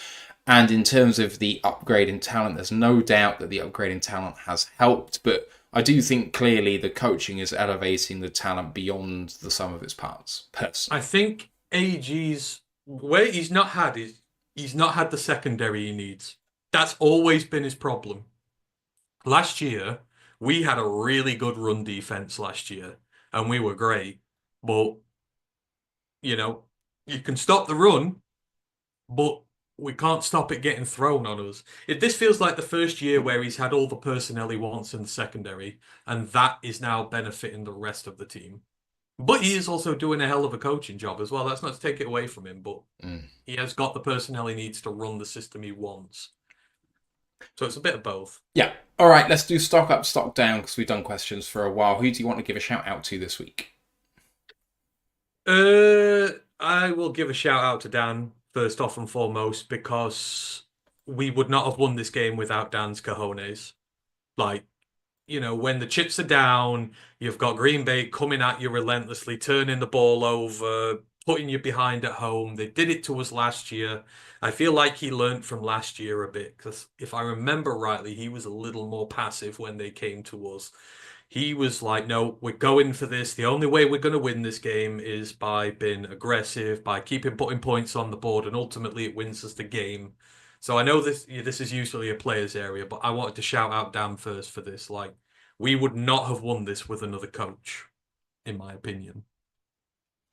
I am going to give a shout out to, and stock up shout out to, the man who has the lowest PFF grade on the lines this week, because I thought he had a terrific game, and I think it's an absolute travesty how lowly he is rated. Pat O'Connor, have a day, mate. 41 snaps in the interior of that line in place of DJ Reader. Got himself 2 pressures. He was living in the backfield. He seemed to have a lot of twitch and get upfield. I think he gets pinged very harshly for the encroachment penalty, which he had, but he drew a holding penalty on Elton Jenkins at a key moment in the red zone, and otherwise I thought he was an absolute menace. And as a former draft pick of this team who's ended up coming back to it, I think it's fantastic. Yeah, and Bob Quinn, you cannot claim credit for him. He got a bad PFF grade? 30.5. That's stupid. The man was coated in axle grease. Like, literally, it was like he was getting shot off the line the first few plays. That was part of why we were up so early. That pressure forced Love into some hurried throws. It really and was did. able to... But it wasn't just him, but I remarked on, I thought he was incredible to open that I game. thought it was fantastic. So, this is why I don't care. This is why, fuck PFF, I don't care for them. They just do their metrics and analytics. Watch the game. Use your own eyes. Use your own brain. Have your own original thoughts. Did Pat O'Connor have a good game for us given the circumstances? Absolutely he did. And, encroachment penalty or not. So, he's not going to be the first. He's not going to be the last. I agree. I thought he was really good. And, like, a lot of these D-line guys have been great for us. Hell, I'll give a shout out to JMO. And I know I shout out JMO all the time. But given what happened last week with Stevenson and everything, he got his very public benching. He come back out in this game and he made some really big catches for us. Drive extending catches. They couldn't deal with him. Like, he was finding a lot of open space in the field, caused them a lot of problems. And who are we talking about here? JMO. Sorry. I thought given how last week ended, he responded very well in this and on offense. I know Amon-Ra had the ones later on, but JMO was a consistent thorn for them in this game. And it wasn't even the deep stuff. It was just the across the middle stuff, stretching the field, big plays when we needed to. What was he, about 5 for 80 or something like that? Yeah. It's not stat padding that's off the chart like, oh my God, that's amazing. But the plays he had and the impact he had, I thought were very big for us. And given in lieu that the run game wasn't working tremendously well either, it helped us lighten the box up a bit and pull off a few of those bigger runs with him in sync. So I've got to give JMO love. I'm going to go next to the man who scored 2 touchdowns and has been an excellent emergency valve for us so far this season. He came in late, practice squad first, then get signed to the main roster. Tim Patrick, you are playing yourself into a second contract with the team, my man, because you were fan-fucking-tastic. And like we don't win the game without Dan, I don't think we win the game without Tim Patrick. He provides to us a body and a method of playing that we don't have from anyone else. Frankly, on the other side of it, Alan Robinson comes in at the same time. I don't really understand why he's there. So I'm going to throw shade at Alan Robinson as well, and I didn't even really mean to. But both guys came in at the same time, which is why the comparison is made. Tim Patrick out there for 53 snaps to Alan Robinson's 5. And Tim just runs his routes very accurately, has some great hands, good speed, super reliable. Well done, my guy. You deserve those 2 touchdowns. Yeah. The other one on offense before I move to defense, Jared Goff. Everybody loves to say how Jared's a system QB who thrives in the system and does what he needs to. The run game did not work here. This again had to go through Jared's arm. And yes, he had the interception, but again, he had the mental strength to shake that off and forget about it. And when we needed plays, when we were behind, he threw some really good throws. There was very little in the way of wayward passes, and he did everything he needed to in this game. He scrambled when he needed to. He led this team down the field when he needed to most, and he had to do a lot of the heavy lifting for this one. So I will just say again, Jared Goff can win a game without a run game. He is capable of doing that, and people need to stop disrespecting him in this aspect of it. He can do what Josh Allen does. He can do what Lamar Jackson does. He can do what Patty Mahomes does. He can go out there. I mean, maybe not with the legs or everything, but you know what I mean. If it's a game where he's got to throw 40, 50 passes to go out there and win it, he can. And this is against the Green Bay defense that was bringing a lot of pressure on him and did have him rattled for a bit. So Well, and you I can do want to also give... run him on a naked bootleg, and he can run for first downs and stuff too. Exactly. So, like, but he's evolving still. Like you said, he's rushing more because I think it's just sort of getting into his head that people think that little of him as a runner. They just turn their back. That is something that can be exploited, and if he starts doing it often enough, DBs are going to start looking back. That's going to open up for the passing. That will add an extra psychological thing to this aspect of it. But you know, if he doesn't play well, we don't win this game. So I always have to give credit for that. yeah, I'm going to have one more, which is Jack Campbell as the only starter still remaining in that linebacker room. I think he's leading it fantastically. He was absolutely everywhere in this game. And I have nothing more on that. I just think he was absolutely fantastic in the middle of the... Like, it's maybe the most crucial position when we don't have Alex and we don't have Derek and we don't have Malcolm. Jack has to stand up in the middle of that defense, and he absolutely is. And I presume he's carrying the green dot, given that Alex isn't in the game anymore. And, you know, that's something he's had to take on for the last few weeks. And I don't think the defense has gotten any worse, if anything. I think the defense, with all the injuries we've had, it's actually potentially got slightly better, if maybe gets a little bit tired a little bit earlier in the game than it did before. But apart from that, I think he's been brilliant. No, absolutely. I feel like there need to be more shout outs for the defense given how well they've been doing. Who else would I shout out here? You know what? I would shout out World War Z. I think he's getting there. He had the sack early on, and he's becoming absolutely pivotal to this team. I don't look at the PFF grades, but I assume he's been pinged for the hands to the face thing. But graded 56.6. Again, I look at this and I think he's holding up the edge well, and that's giving opportunities. Because I thought, again, you can throw Al Qadim Mohammed in here. Yeah. I thought Al Qadim Mohammed was very good because Z's holding up a lot of the, attention. It's giving AQM some one-on-ones, and then hell, he's making them work. And again, at the start of this game, the pressure was coming from all over, not just through the interior with O'Connor, but it was coming off the edges as well. So, I think you have to give a kind of a collective kudos to this defense, because we have to remember 14 of those 31 points came off turnovers within our 30-yard line. Like, that's half your points given up right there. So they've given up, 17 points? I mean, were the other ones? Yeah, the others were dry. So given how banged up they are, and against a good offense, they are a good offense. They all collectively have to get a pat on the back. Right. And yes, Grandizer, I hate PFF. You should know this by now. I've hated PFF for years. Ever since I started college scouting, because when we used to do this, when you come to draft season over here, especially if you don't do anything with it, you read into what the national analysts are saying, and you read into stuff like PFF. That's how people get a general interpretation of people. And I learned very quickly... Sorry, go on. No, that's how I do it. And honestly, to get a leg up... I'm not knocking that. No. But the thing is, I can't put the graft in during the season, and so to catch up, it's a way of getting through the weeks. Yes, this is not a knock on you at all. No. I'm just saying, generally, people tend to listen to analysts, and they look at the PFF grades. Occasionally I will have a look, see what the stats are on there, but they can paint a false misconception of players when you're doing your... Because when I started really scouting players, and I'm like, well, this says this, but this was my interpretation of them, but I'm looking at them and I'm not seeing this. I'm not, I don't get this about this player. Why are they graded so well and they're not that good, or why are they not graded so well? And actually, I think they're playing really good. There's some positions like D tackles get such punishment from PFF for their grades and that, but you've got to look at what they do on a play-by-play basis. A lot of their stuff is stuff you're not looking for, stuff you don't see, and therefore, they do a lot of nitty-gritty, dirty work that is not taken into account.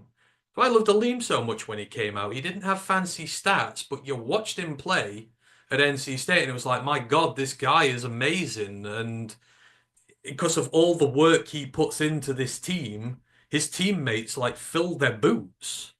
And he's a critical part of that, and yet he doesn't get the respect he deserves for what he does. So that's the only problem I have with them is they don't represent a player for me fairly. They're just a metric for some people to use, and I just prefer to look at myself. I think for me, when it comes to draft play, I don't necessarily trust an individual grade on an individual game, but I do trust a season grading generally. So I'll look at the devil in the detail of when the good grades are happening against what teams, because even then, a good grade which is bumped up by good grades against bad teams is misleading. So looking a bit deeper into those, but with limited time to scout a limited number of players, the people who have bad grades overall in the season are probably not great players, because even if I disagree with some of the individual grades on individual games, if they're bad players, they'll probably get graded badly. And if they're good players, they'll probably get graded well. So that allows me to only focus on the players I need to, and then I'll try and sort from there. So it's more, there's more than 1,000 players who are draft eligible in any one cycle. You have to get it down to the point where you can only scout, I mean, for me, conservatively, probably about 100, 150. But for those proper draft analysts, they're going to go out there and maybe do 3 to 350, unless you're an absolute maniac who can churn out more people than that. And, Yeah, exactly. But you have to be able to cut it down somehow. And so for me, it is a tool that I use. But sometimes it is like taking a sledgehammer when you maybe should use a shovel instead. Yeah, it's fine. It's a tool. It's just then how much stock people put in it on the back end of it, like they treat it like it's the be all and end all. In fact, my bigger enemy in this is RAS. I have a bigger problem with RAS than I do PFF. Like that. People just misuse RAS in general. Yeah. It's I've not a bad metric. It's just woefully used.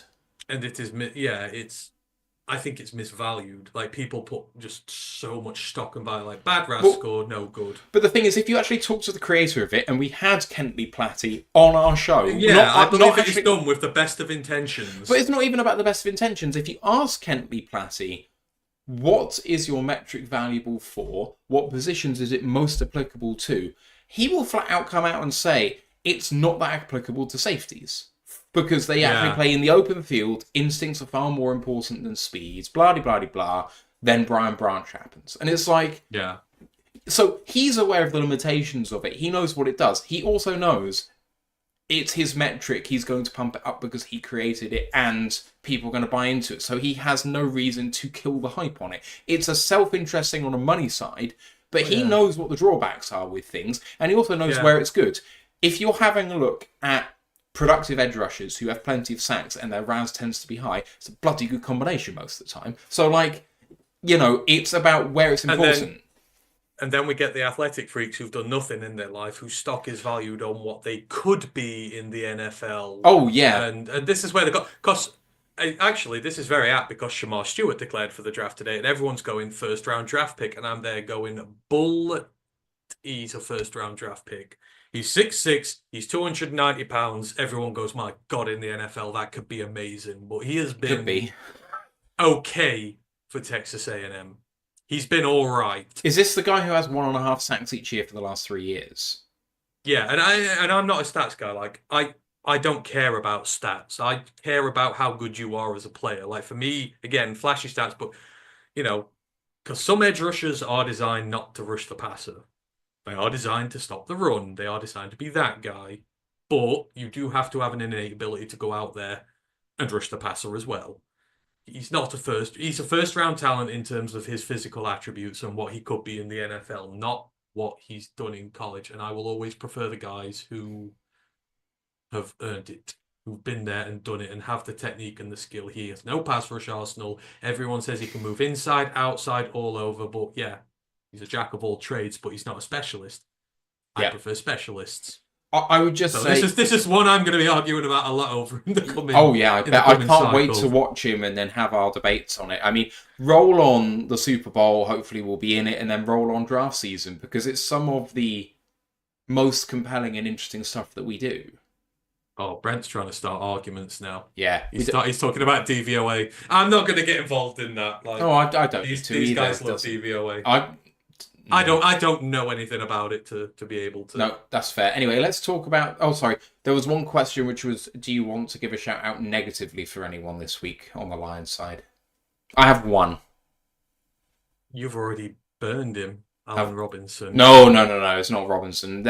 My thoughts about him weren't about this game. It was just him in general. I have one guy this week. It's not that I'm a homer, but I find it very difficult, one, to criticize anyone on defense when they're so undermanned and they're still putting in the performances when they are. And we put up 34, on offense. I mean, is there anyone that I looked in that I was a bit meh with?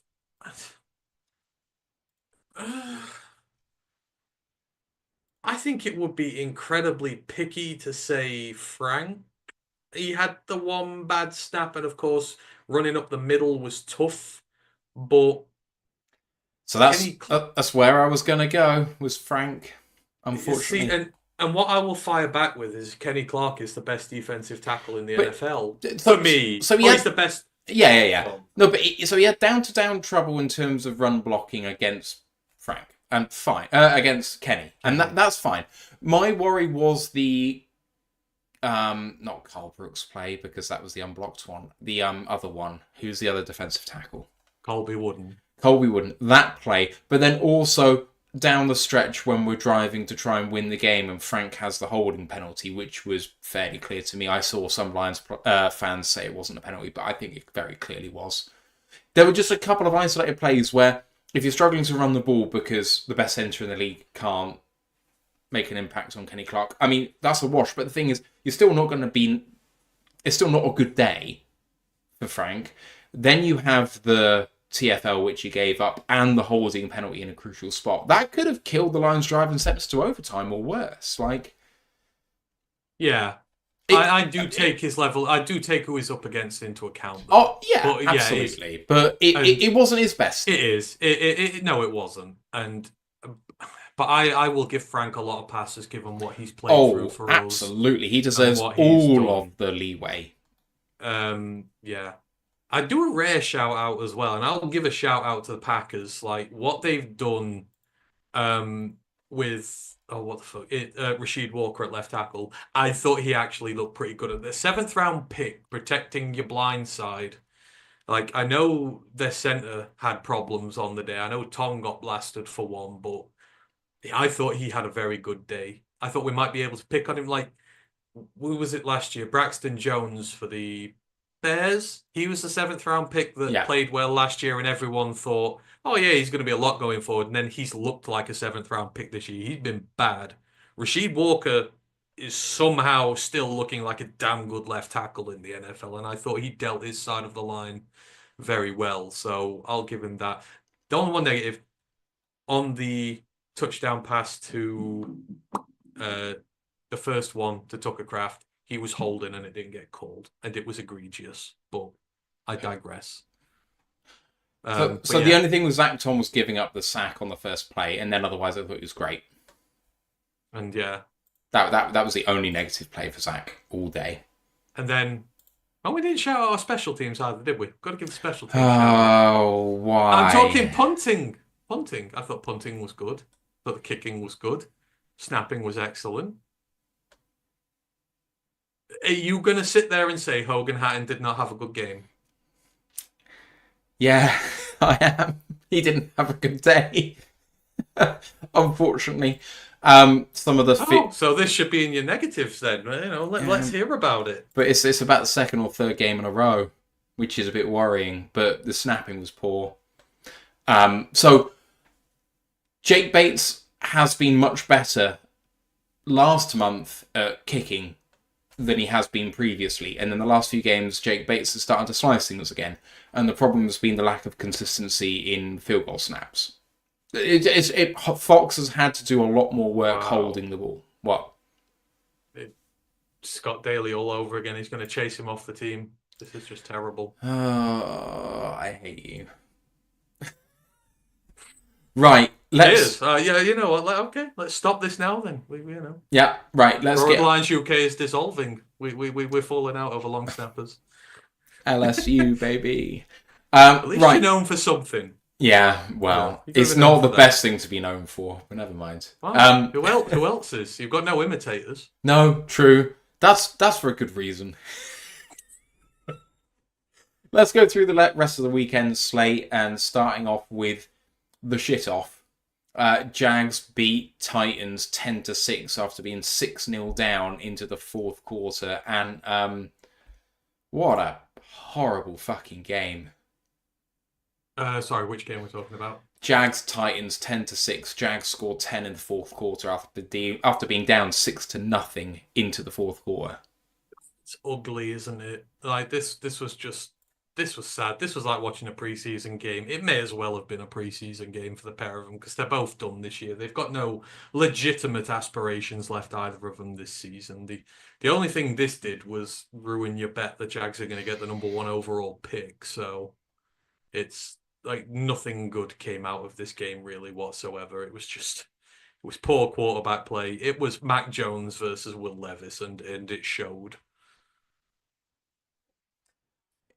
Did indeed. I hated watching every little part of this game. It killed me inside. It was very funny when the Titans were driving to try and win the game that Calvin Ridley just stepped out of bounds short when he could have converted and just decided not to. I thought it was absolutely hilarious. Anyway, next up was the equally hilarious Jets lost to the Dolphins 32-26 in overtime. The Jets were significantly up in this. No, they weren't. Yes, they were. The Jets were significantly up in this game. The Dolphins were 8 behind, scored a touchdown on a 2-point conversion to send it to overtime, and then the Dolphins score a touchdown to knock the Jets out of contention for the, 14th straight season, which is the longest run in pro sports. Miami got out to a hot start and were up 15-13 at the half, but it was a bit touch and go. I thought Aaron Rodgers played well, actually, low key, but you know what, mate? Too little, too late. And Tua was brilliant. I thought it was low key. It was a fun game. It was a fun game.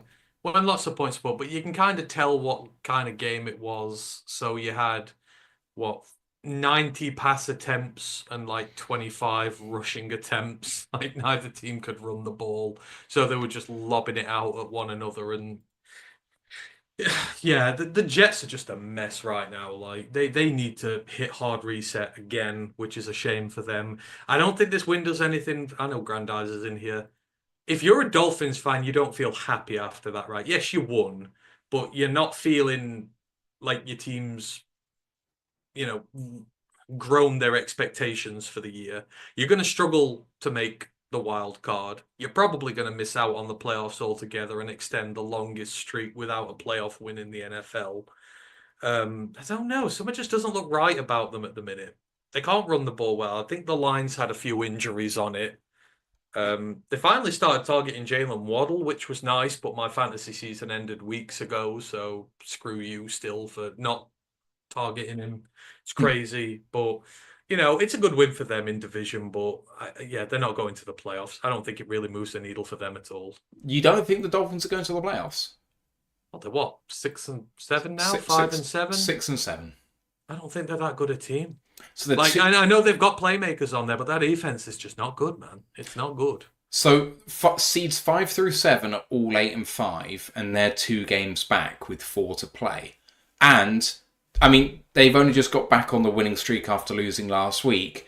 But Tua, since coming back from injury, and I posted the stat here, 7 games since coming back from injury, passed for just under 2,000 yards, 15 touchdowns, 1 pick, passer rating of 109.8. Like that's you're playing the Texans and the 49ers next. Those should be 2 wins. I mean, the 49ers look better. I know it was the Bears, and the Texans are still a dangerous team. They are. Like the Texans will put points up on you. I don't think that's an easy. You're not going to 4-0 with that. I think you've got the Browns and the Jets after that. If you can win these next 2, we'll talk. But if you lose one of these next ones, then you're looking at 9-8, and it's not going to be good enough. But I think they can run the table. I genuinely think they can. I think it's going to be very tough for them. They're just way too inconsistent to go on a 4-0 run now, in my opinion. Fair enough. late in the season, if they go anywhere cold, it's going to be tough. Next up is the frustrating game, Vikings-Falcons, where the Vikings win 42-21 after going into the fourth quarter tied. Kirk Cousins has another game with no touchdowns and multiple picks, but Sam Darnold had a day, 22 of 28, 347 and 5 touchdowns in the air. And I did not play Jordan Addison in fantasy. He was 8 for 12 for 133 and 3 touchdowns. I died. But I still won my matchup. I hear you played Josh Allen though, so like that's a moot point at this point. But that a different league, unfortunately. But never mind. When you're playing Ash for that one as well, that's just mean. Even if Josh Allen hadn't scored any points, I think I still would have won. But never mind. I digress. Good game though. Shame that the Falcons shat the bed because it was competitive.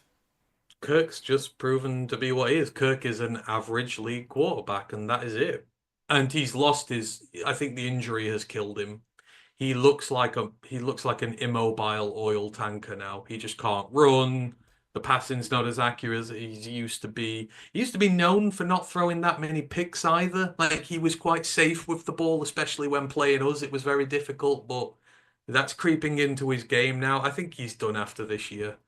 I think you've drafted Penix for a reason. And to be honest, I wouldn't be surprised to see Penix coming in the next few weeks. I don't think Kirk's going to finish the season as a starting quarterback for them. They're 6-7. They can still make the playoffs, but I don't think they can afford to carry on doing what they are right now. They're just entirely too talented. You've got a great running back room. I mean, hell, look what they've done to Darnell Mooney. Just goes to show you how bad the Bears organization is that they messed him up. And he's good now. But you've got 2-3 great guys there. Great tight end. You've got decent O-line. They should be doing better than they are. And the Vikings, you've got to give props to the Vikings. They're winning games. They're finding ways to win games. They're getting takeaways. Donald's having a Goff-like renaissance. They've got 2 wide receivers, one of whom should be in jail, but he isn't, playing out of their minds right now. And they're just not going away. And again, when you've had the injuries they've had, especially at the quarterback position, you put him out. You've got to give kudos to them. So I think it feels like we're gonna have to be the ones that put the nail in the coffin. We're gonna have to do all this ourselves this year because that crazy stat that no NFC North team has lost to an out of conference opponent since week 2, which is just apart from the Bears. The Viking. Oh, did the Vikings lose since week 2 to us? Vikings lost to us. Right. No, sorry. Vikings lost to LA in week 8. Oh, week 2. LA Rams. Oh yeah, there's one loss since week 2. One loss entire since week season. 2. Yes. Which is just crazy. Yeah. But they're playing good ball. They're playing good ball. They're not as good as us, and I still think they are a little bit fraudulent. But I'm not going to knock what they've done. With they're still going to be dangerous. I'm looking forward to week 18. They're still going to be a dangerous team. It's like Green Bay this week. Green Bay wouldn't go away, so I've looked forward to hammering both the nails into them to get rid of them. Like Green Bay are done as far as we're concerned now, until at least deep in the playoffs if they get that far. But we've taken care of business ourselves. We've not relied on anyone else. We do the same with the Vikings. We'll take care of business ourselves. Yeah, I think the problem with Cousins, I don't think he's done. I think the problem is his torn Achilles last year is still hampering him. Big part of Kirk Cousins' repertoire isn't necessarily that he rushes a lot, but his pocket mobility is a big part of his game. Being able to evade pressure. And he's a statue out there because he's struggling still, physically. So I just don't think he's that great. Maybe not, but you just said about Darnell Mooney. But Ray McLeod, 8 of 11 for 98. I mean, he's outscoring Drake London and Kyle Pitts significantly. Like, there's stuff in there where he's making not great players. Ray McLeod's done very little. Darnell Mooney's done very little in their careers, respectively.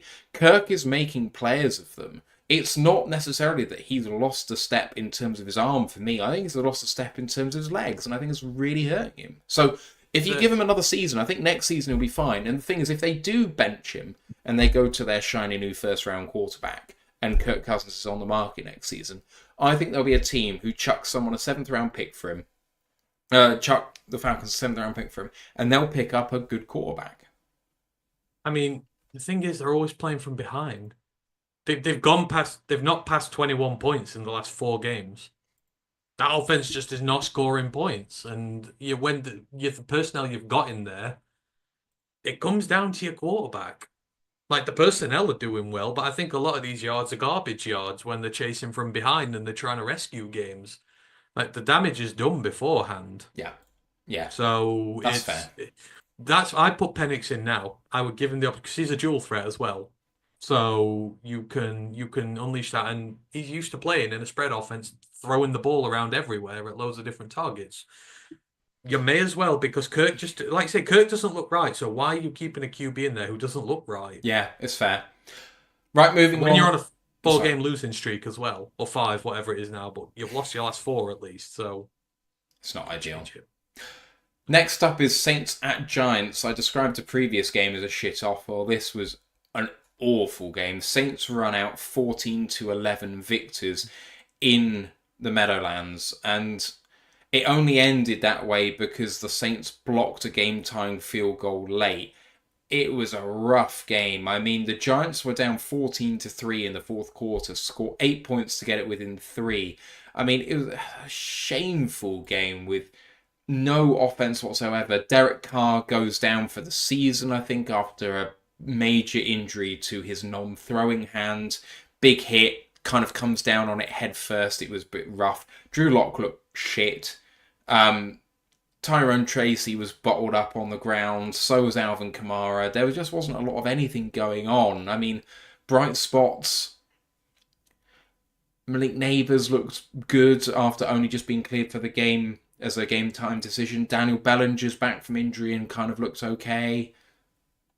I don't know what else there was, really. It was just, ugh. I tell you what, though. New York defense had 13 TFLs. Micah McFadden had 5 TFLs on his own. How the fuck? How in the hell did he get 13 TFLs in a game in the NFL? That's ridiculous. 2 bad teams playing 2 bad, lots of football. Like, I was always down on the Saints. I didn't think they'd be this bad. Like, I know that, what are they, 5-7, so they could still technically, that just shows to show you how bad the 5 and AFC 8, but yes. They're 5-8. That just goes to show you how bad the NFC South is, that they still have a legitimate shot at getting to the playoffs, but it's rough. They do not look good at all. When your highlight play is Will Harris breaking up a pass in the end zone, that just shows you where you're at as a team. You're not very good. That might be the only nice time I've ever said anything nice about him in my life, but he seems to have settled in there, so good for him. Carry on doing what you're doing, but the Saints are not troubling anybody at all, in the slightest. They're a terrible team. The Giants are a terrible team. Both of them need a first overall pick to reboot their franchises. And, neither of them are going to get it, I don't think. Next up's one of the games of the week, or it proved to be after everyone thought it might have been a blowout. The Panthers lose to the Eagles 22-16. The Panthers led the Eagles 16-14 going into the fourth quarter. Jalen Hurts threw for 108 yards, but the team did have 209 on the ground, including Barkley having 20 for 124 and Hurts having 8 for 59 and a touchdown. But the Panthers didn't score any points in the fourth quarter, unfortunately. They did have a chance to drive late to win the game, but a drop by Xavier Legette just kind of killed any momentum they had. But Bryce Young continues to look good. I think Legette is getting way too much hate. Oh, I way thought too much that hate. was that's a bloody tough guy. Your arms are fully extended in front of you, and you've got to try and survive the contact with the ground to bring it in. I think he's getting unfairly done there. I like the spunk of this Panthers team. I said they could beat the Chiefs a few weeks ago, and they nearly did, because I think finally now they feel like us under Dan in year 1. They are been risky. Like the touchdown they got just near the end of the play, that was a 4th down. Oh, they were giving Bryce 4th down situations to convert near the end. They were trusting him. They were getting aggressive to go out and try and win the game. And I respect that. They're not just, lying over, getting their bellies tickled. They're playing tough football, and teams are having to work really hard to put them away. It feels like they're putting a foundation together there now, and it starts by believing in your young rookie quarterback who is halfway through his sophomore season in the NFL. Like, right now, you're saying after a year and a half he's this good. I think that's good progress. I don't care where he's picked. I think he's playing good ball. You've just got to believe in him and trust him. Again, too many teams just lose faith with these rookies way too quickly, destroy their confidence, you never get them back. They might just have saved him in time, but he's playing well. Adam Thielen is playing like the Thielen that we hated for years. Oh, yeah. Some of the catches he's making are stupidly good. He reminds me of the young Vikings, Adam Thielen. I agree. He's playing the best ball of his life. I hated playing against him because you just knew every time they were in a bit of a jam, he'd be there to unjam them out of it. And he's playing renewed. Their defensive line was getting a lot of sacks on the day. Like, people say that Eagles O-line is good. It's lost Kelsey. I mean, what did they get? They must have got about 5 or 6 sacks on the day. Something like that the Panthers did. Panthers had 4 sacks on the day. Yeah. Still a lot of pressure to have on there, and Hurts was hurried. It was just the run game that ultimately all came from the interior as well. Well, 1.5 sacks by Josie Jewell at linebacker, but then 1 by DJ Wanham, who I think is a defensive tackle, and 1.5 by our old friend Ashawn Robinson. It was definitely a D tackle. So you know you're building foundations for that team going forward there. So I like if they nail their hires, they get a good draft behind them. Get rid of the dross off the roster. I think the Panthers are trending in the right direction. So, you know, I just keep doing it. They've not given up on this season yet. It's definitely like us year 1 with Campbell. We never gave up even when we were 0-10-1. We kept fighting, and look what it's built into. Not saying there will be us, but foundation's there. I'm just sad that they couldn't get it done. So you talked about Thielen. He was 9 of 11 for 102. And Thielen had a massive 4th down catch on that final drive, which obviously the Panthers didn't get it done. But to extend, really nicely ran route. And then just a great throw by Young to put it in the right spot for Thielen. But he's just doing bits. Like, against this Eagles defense, which is invested, and they've got, you know, people like, who's the safety there? They brought in Quinion Mitchell. They brought in, Cooper DeJean. Like, Reed Blankenship. Yeah, but I mean this season just gone, this draft. Like, they brought in 2 DBs. Then they got Darius Slay still. Nakobe Dean's come on big for them. He's turned into a brilliant starting linebacker after sitting for a couple of seasons. You know, that defense is absolutely loaded. And someone like Adam Thielen can just put up 9-11 for 102 pretty casually. Like, no frills, no fuss. I'm just going to get mine. And I love that. Yeah, agreed.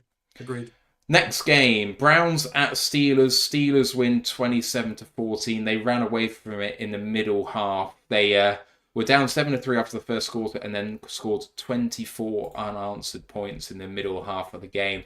Jameis had Jameis stats, 24 of 41 for 212, 2 touchdowns, 2 picks. Russell Wilson didn't have George Pickens to throw at, and he only threw for 158 yards. And they only got 120 on the ground. But it was enough. I think the picks put the Steelers in good spots, and they didn't have to do a huge amount for the win. But it just goes to show you what a good defense and a player like James on the other side will do for you in terms of not having to do too much to win a game.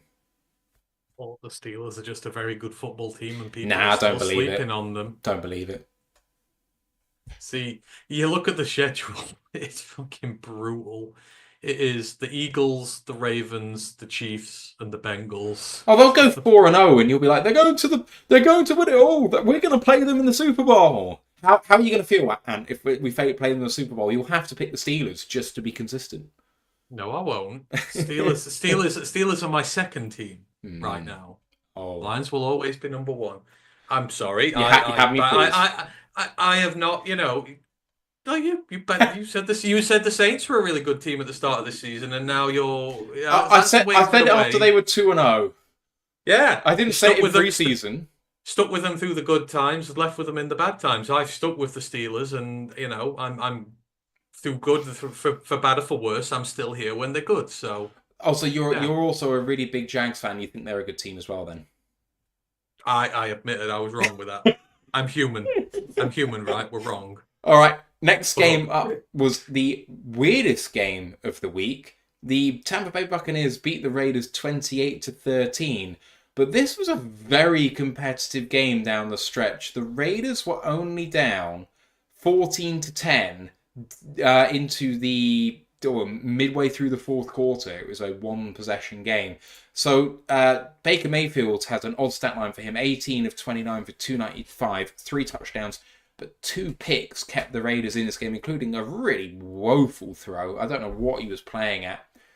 Vegas kept themselves in the game with good rushing by Sincere McCormick, 15 for 78. That was really good work. But Aiden O'Connell, done for the year. Desmond Ridder looks like he's going to be the starter down the stretch. But he was 12 of 18 for 101. Not the worst outing he's ever had. And the Bucks finally make their quality show with an eventual win. Jalen McMillan looked good. That was a bright spot, I guess. Kayvon Merriweather got a sack after being poached off our practice squad. He looked damn good in that game. He played a lot of snaps for them. So, 6 turnovers in that game between the teams. That's all you need to know. Turnover fest. I thought this was very ugly. And against a better team, the Bucks may have struggled, but like the Raiders are just, they've fallen apart at this moment in time. I actually thought Desmond Ridder looked really good when he came in. And Ridder is another example of a quarterback who did not get his dues. He was put in there and then pulled before, at the first sign of trouble. Like, I think the Raiders should probably, I mean, O'Connell's hurt. I know they said he can start the next game despite going off in an air cast, but if I'm them, I'd give it to Ridder now. See what he can do over the next 4 games. You may have a guy who can take you going forward. Again, he's just been given up on way too early, but Bucks are the Bucks. They're fighting tough. They're playing well. They got the turnovers when they needed to, despite the fact Baker gave it away a load as well. I think there was one, they fumbled the ball away, and then the very next play, they got a forced fumble back. That's the kind of team they are. They make a mistake, they atone for it. They play tough. I think the injuries have really just sort of banjaxed their season a bit. They'll still go to the playoffs, and they'll still be tough. So, but it was an ugly game. I did watch a fair bit of that one. It was ugly. Talking of ugly games, the Seahawks beat the Cardinals in Arizona 30-18. Kyler Murray, unfortunately for this show that has been a Kyler Murray supporter basically since he came out, he was not good. 25 of 38, 259, 2 touchdowns, 2 picks. And the difference in the teams was that the Seahawks played mistake-free football, and they actually ran the ball for the first time this season. Zach Charbonnet, 22 carries for 134 yards and 2 touchdowns after Kenneth Walker was ruled out pre-game with his injury. I mean, the Seahawks have the highest passing rate in the NFL, but lo and behold, when they actually run the ball, damn, they look good. They do. But I think this was more the Cardinals looking bad than the Seahawks looking good. Like, they scored on that first touchdown drive. They look so good. And I'm thinking, yes, finally, the streak is over because they've lost 6 in a row. Now 7 in a row to the Seahawks. And you're thinking they're done. And then the 2 interceptions just killed it. And it's the Cardinals, we've found out, probably what we thought they were before. First, everyone thought they were meh. Then everyone thought they were woo. And now they're meh again. It's a fun game, though. I always enjoy watching it. There always seems to be a lot of action in there. Again, a lot of takeaways, a lot of points, a lot of scores. NFC West is actually fun to watch when they play one another. But I'm not enamored by the Seahawks. So I don't think the Seahawks are a danger past the wild card round. I think you'll get there and they'll give a good game, but I think they'll come up against someone in the divisional rounds who will just be too good for them. They're good, but they're not great. Next game is the potential game of the season. The Rams at home beat the Bills 44-42 to improve to 7-6 and stay alive. I mean, not that they would have been dead if they'd lost, but it would have been a very hard road if they had lost. Beating the Bills, who fall to 10-3, almost certainly gifts the Chiefs the number 1 seed in the AFC now. Matthew Stafford was fantastic, 23 of 30 for 320 and 2 touchdowns, but The stories of this game: one, Puka Nakua, 12 of 14 for 162 and a touchdown. But the other was Josh Allen, as you alluded to, becomes the first player in NFL history to throw and rush for 3 touchdowns in the same game. And they still lost. And there was almost no defense to be seen here. No turnovers of any kind. Apart from a punt block return for a touchdown by the Rams, and the Rams win by 2. I think that was maybe the deciding factor. Yeah, it's a shame this was blacked out because I could only watch the red zone highlights. I would probably give it a full watch tomorrow if I've got time. Because we've got the preview of the Bills to do, so it'll be required watching for Friday. Yeah, exactly. If you're available to be here for that.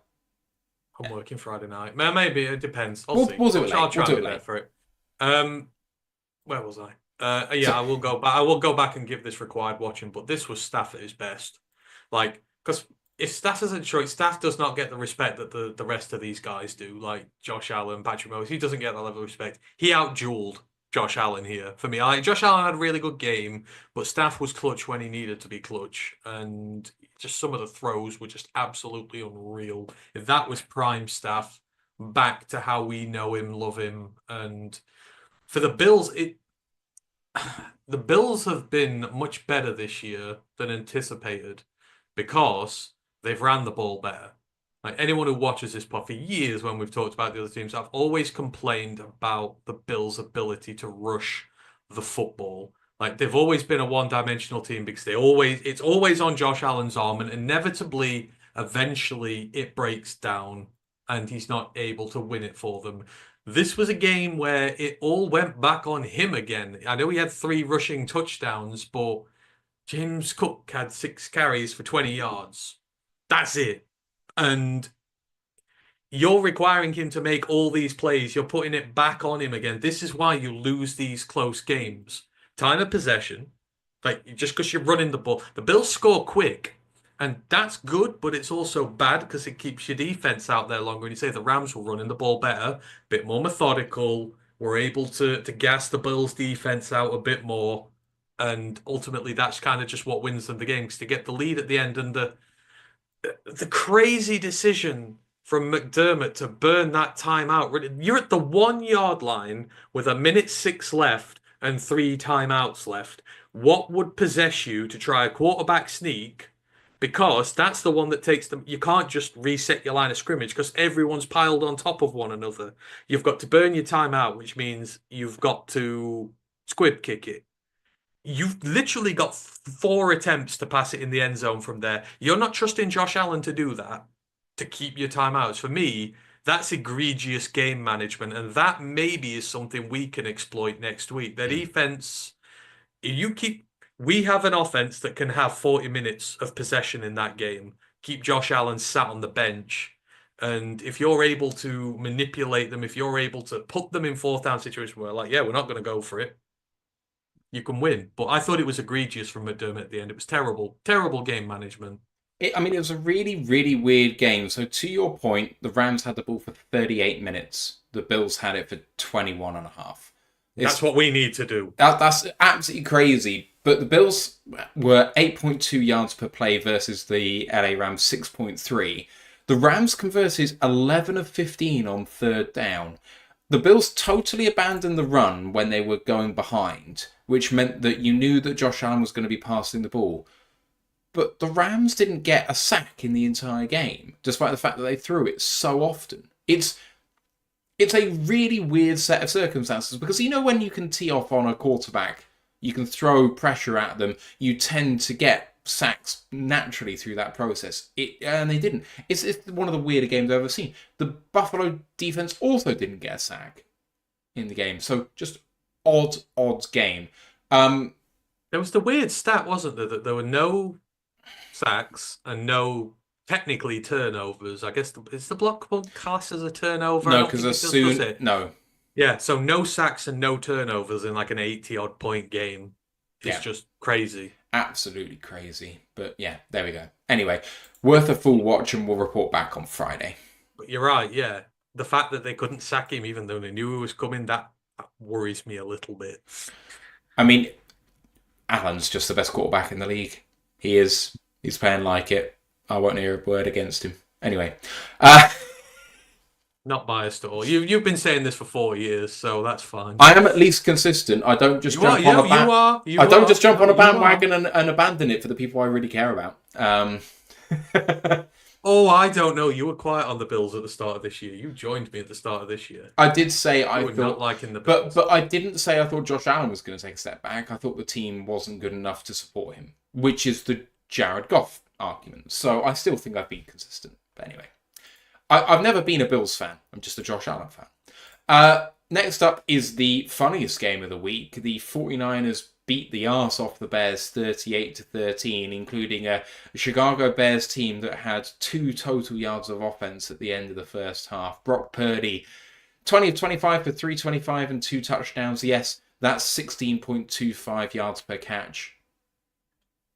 Isaac Guerrero, 15 of 78 for 2 touchdowns on the ground as well. Caleb Williams finally found himself and got 2 touchdowns in the end. He was 17 of 23 for 134 and 2 touchdowns. But man, you cannot go out there and concede 7 sacks and just be totally decimated by a 49ers team who have looked pretty bad recently. I mean, the Bears made the 49ers look good again and might give them that belief that they can hit it down the stretch and actually get in the playoffs, because we all thought the 49ers were dead and buried, but at 6-7 in the NFC West, they're not out of it yet.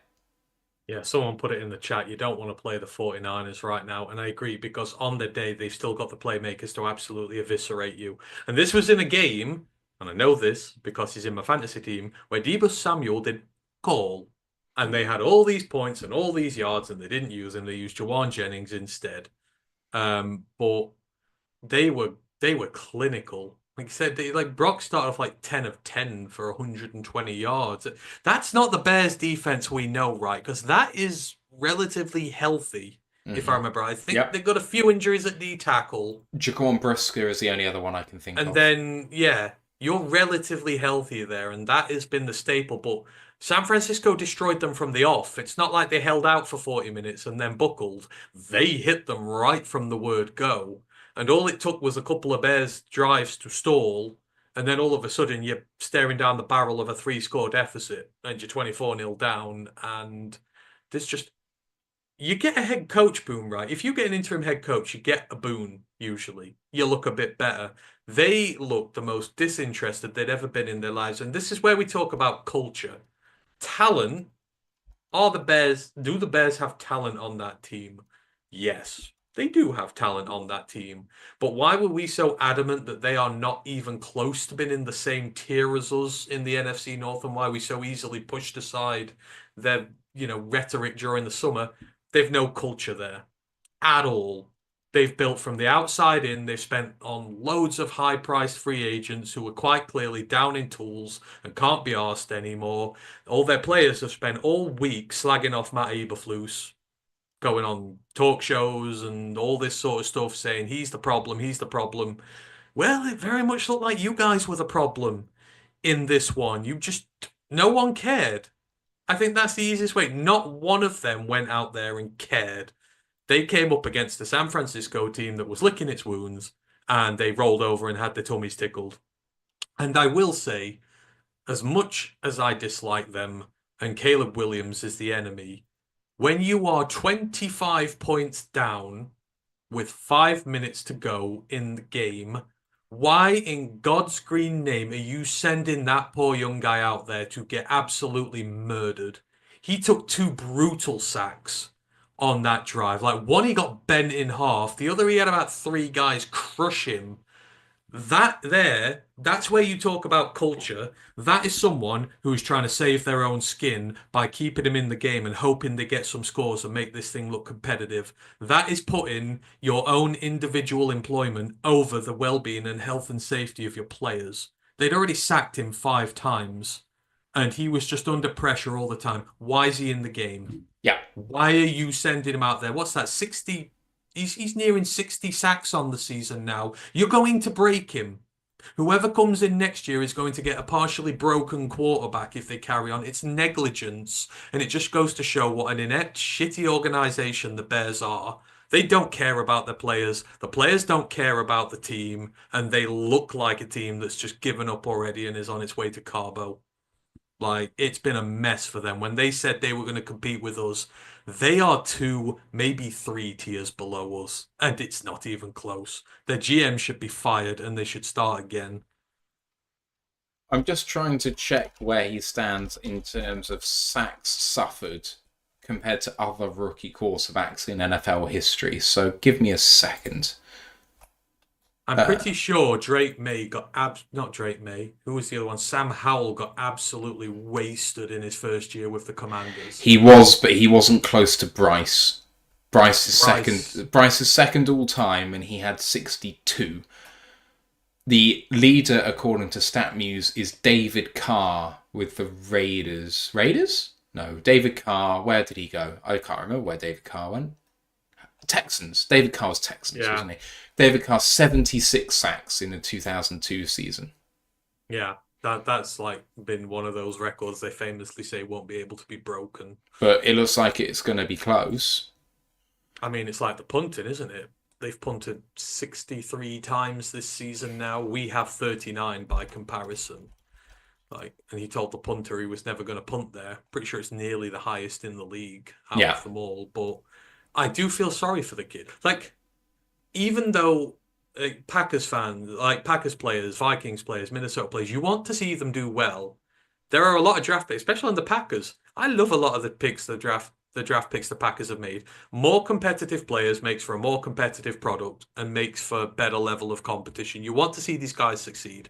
And as much as I despise him for being the Bears QB, I just feel sorry for him. They are putting his health at risk. And it's not fair. Paul's just done such a shitty job building the trenches up there, considering the amount of money he's spent. And he's like, you know what? We've got this prize first round pick. Like the Panthers did with Bryce Young last year. We've got this prize first round pick. We're not going to protect him. We're going to send him out there to die. It's what bad organizations do. And I don't like it at all. So Caleb Williams has been sacked 56 times this season. If that continues at this rate, he will be sacked 73 times in total, and the record is 76. So he's pretty bloody close to it. Adam Gilchrist says it right. He'd be like Andrew Luck. Maybe not the generational type, but he will be retired before he can hit greatness. Like, Andrew Luck was good, but he never hit greatness because he was never able to. And it's always just one of those crazy things. Yes, you need to draft your quarterback to start your franchise, but you've got to protect your quarterback to draft your franchise. So one thing Goff was good that he got here, he got a good chunk of the offensive line with him. Yeah. If we'd have put him behind one of these lines, he would never have lasted here. He'd have been gone in a year. It's one of those fancy things in my head, but I wish he could have been on a Tomlin-led Steelers team. Because Andrew Luck, because he was so gritty. He made a woefully bad Colts team look passably good because he just took it all. And they decided not to build anything around him in that way because they relied on the fact that he was absolutely superhuman. Like, if he walked into a good team now, Andrew Luck would still be a good quarterback. Isn't it funny how we always get accused of wasting Stafford's career, but you never hear anyone having a go at Colts fans for wasting Luck's career? Oh, they do. Not on a national level. I don't hear it on a national level. No, I completely disagree at that. When Luck retired... I feel like I don't hear about it. Well, when he retired, yes, but I don't feel like we hear about it now. We still hear about what we did to Staff. I don't hear anything about Luck anymore. Yeah, that's fair. But hey, I mean, Luck also didn't trash him on the way out, which helps. Yeah, they booed him on the way out, which was... Do you remember that? That preseason game, it was... Man. Yeah, well, they butthurt because... I'm interested now how they had much belief. he took in his career. He must have taken a lot in his short career. Andrew Luck played for 6 seasons. He had 1 loss to injury in 2017. He was sacked 174 times. An average of 34 sacks a season. He never was over 41 in a season. Caleb is on how many? 57, did I say? He's near 60. Yeah, and Andrew Luck was only ever sacked 41 times at his peak, so it's not even close. But you don't even take into account, I guess, the quarterback hits and stuff like that, do you? Sacks are a stat when the ball's in your hand. You don't take Yeah, into account the amount of times you're hit otherwise. yeah, that's fair. I mean, I bet it's vastly higher than that. Oh, It's just just a looking. shame though, like you say, this talent that you get, and you just yeah, you're getting all these flashy receivers to work with. He's coming into the best. It just doesn't mean jack. Those two Roma Dunze touchdown passes mean absolutely nothing. You've been thrashed, you've been battered, and they literally exist to pad your stats. They do not solve your problem for a team. They need 5 new offensive linemen, and how long is it going to take to build that line? He might be done by the time they've got good protection around him, which would be a shame. I know that we're not statistically driven, generally speaking, on this podcast. We try not to be, at least. Andrew Luck never had a season where he had over a 100 passer rating on average. Jared Goff has had 3 so far, 2 in LA. His highest in LA was 101.1. This year, his average passer rating is 109.1. Yeah. That's exceptional. Anyway, we haven't covered. Adam's right. Herbert been wasted by Staley. That is as bad a. Yeah, well, we're just about to That's talk what about we've got. the Chargers right now. The last game we haven't covered, Sunday Night Football. Chargers fall to the Chiefs in Arrowhead, 19-17, after the Chiefs have one final field goal drive in them after the Chargers score 17 straight points to go from 13-0 down to 17-13 up. No, that's not right. That is not right. Sorry. It was They were 13 13 down, down and then 14-13 up. 16-14. Chargers get a late field goal with 4.5 minutes to go. And then the Chiefs take 4.5 minutes off the clock to get their field goal, but featured 2 really big third down conversions. And no matter what happens, the Chiefs are just going to win. I'm firmly convinced now the Chiefs are the Death Star and we are the Rebel Alliance. We will be the one who blows it up and the entire galaxy will celebrate with us. As much as they hate the new us, I think at this point the hate for them is becoming intangible. I'm sick and tired. Like, they can point statistically they don't get help from the referees. They can statistically say that, but we all know they do. That last drive, the holding was egregious is a polite way to say that they were getting away with just blatant holds. Both tackles, it was like a wrestling school for chokeholds. Like, this is how you chokehold someone, guys, again and again and again. And when they've been able to do that, and then when you doink a field goal like that, it just feels inevitable. But someone's got to stop them, and it feels like in this case we're going to be the ones that stop them. Yeah, good teams find ways to win, and they find ways to win. The Chargers, it's a shame. The Chargers are better under Harbaugh, but they've got to start winning big games eventually. Like this, like big games. Because what's that? 9 in a row for the Chiefs now. The AFC West has been uncompetitive for so long. Imagine imagine being told like this day for the next decade, like one team's going to win the NFC North. That'd be like, well, that's a bit boring. And you worry about what was going to come. Like, who the hell is it going to be? Hopefully it's us, but all the teams, they're so horribly mismanaged in that division. Chargers have had a ton of talent, a great offense, which has been mentioned in the comment, has been wasted by Staley, who's just completely and utterly ruined that team. The Raiders are just forever in flux, and the Broncos have not recovered from Peyton Manning leaving all those years ago. It's terrible. The Chiefs just find ways to win, and we kind of have to deal with it. You've got to take the refs out of the game. You've just got to be better than them, and unfortunately, no one can be. That's why I say I feel like we are better than them as a team. I think we are the best team in the NFL. Yeah, I agree. When fully healthy. I think the Bills are going to push us at the minute, given the injuries, but I think we're a better team than the Chiefs, and I think we would decimate the Chiefs this time.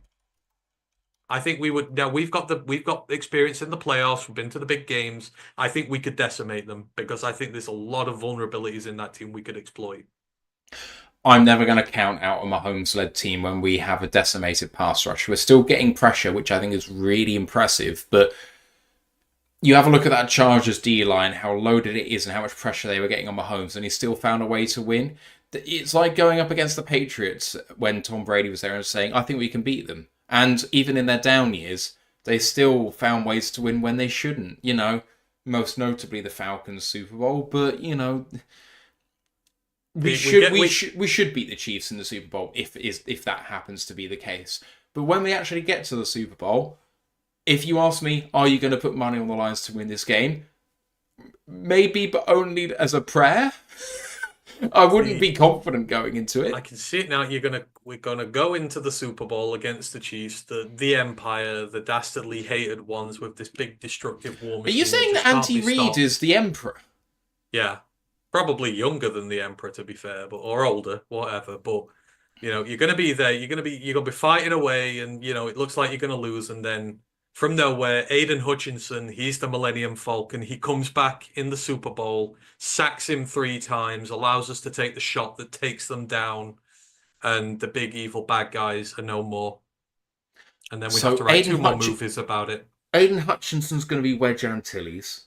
No, Aiden's Han Solo.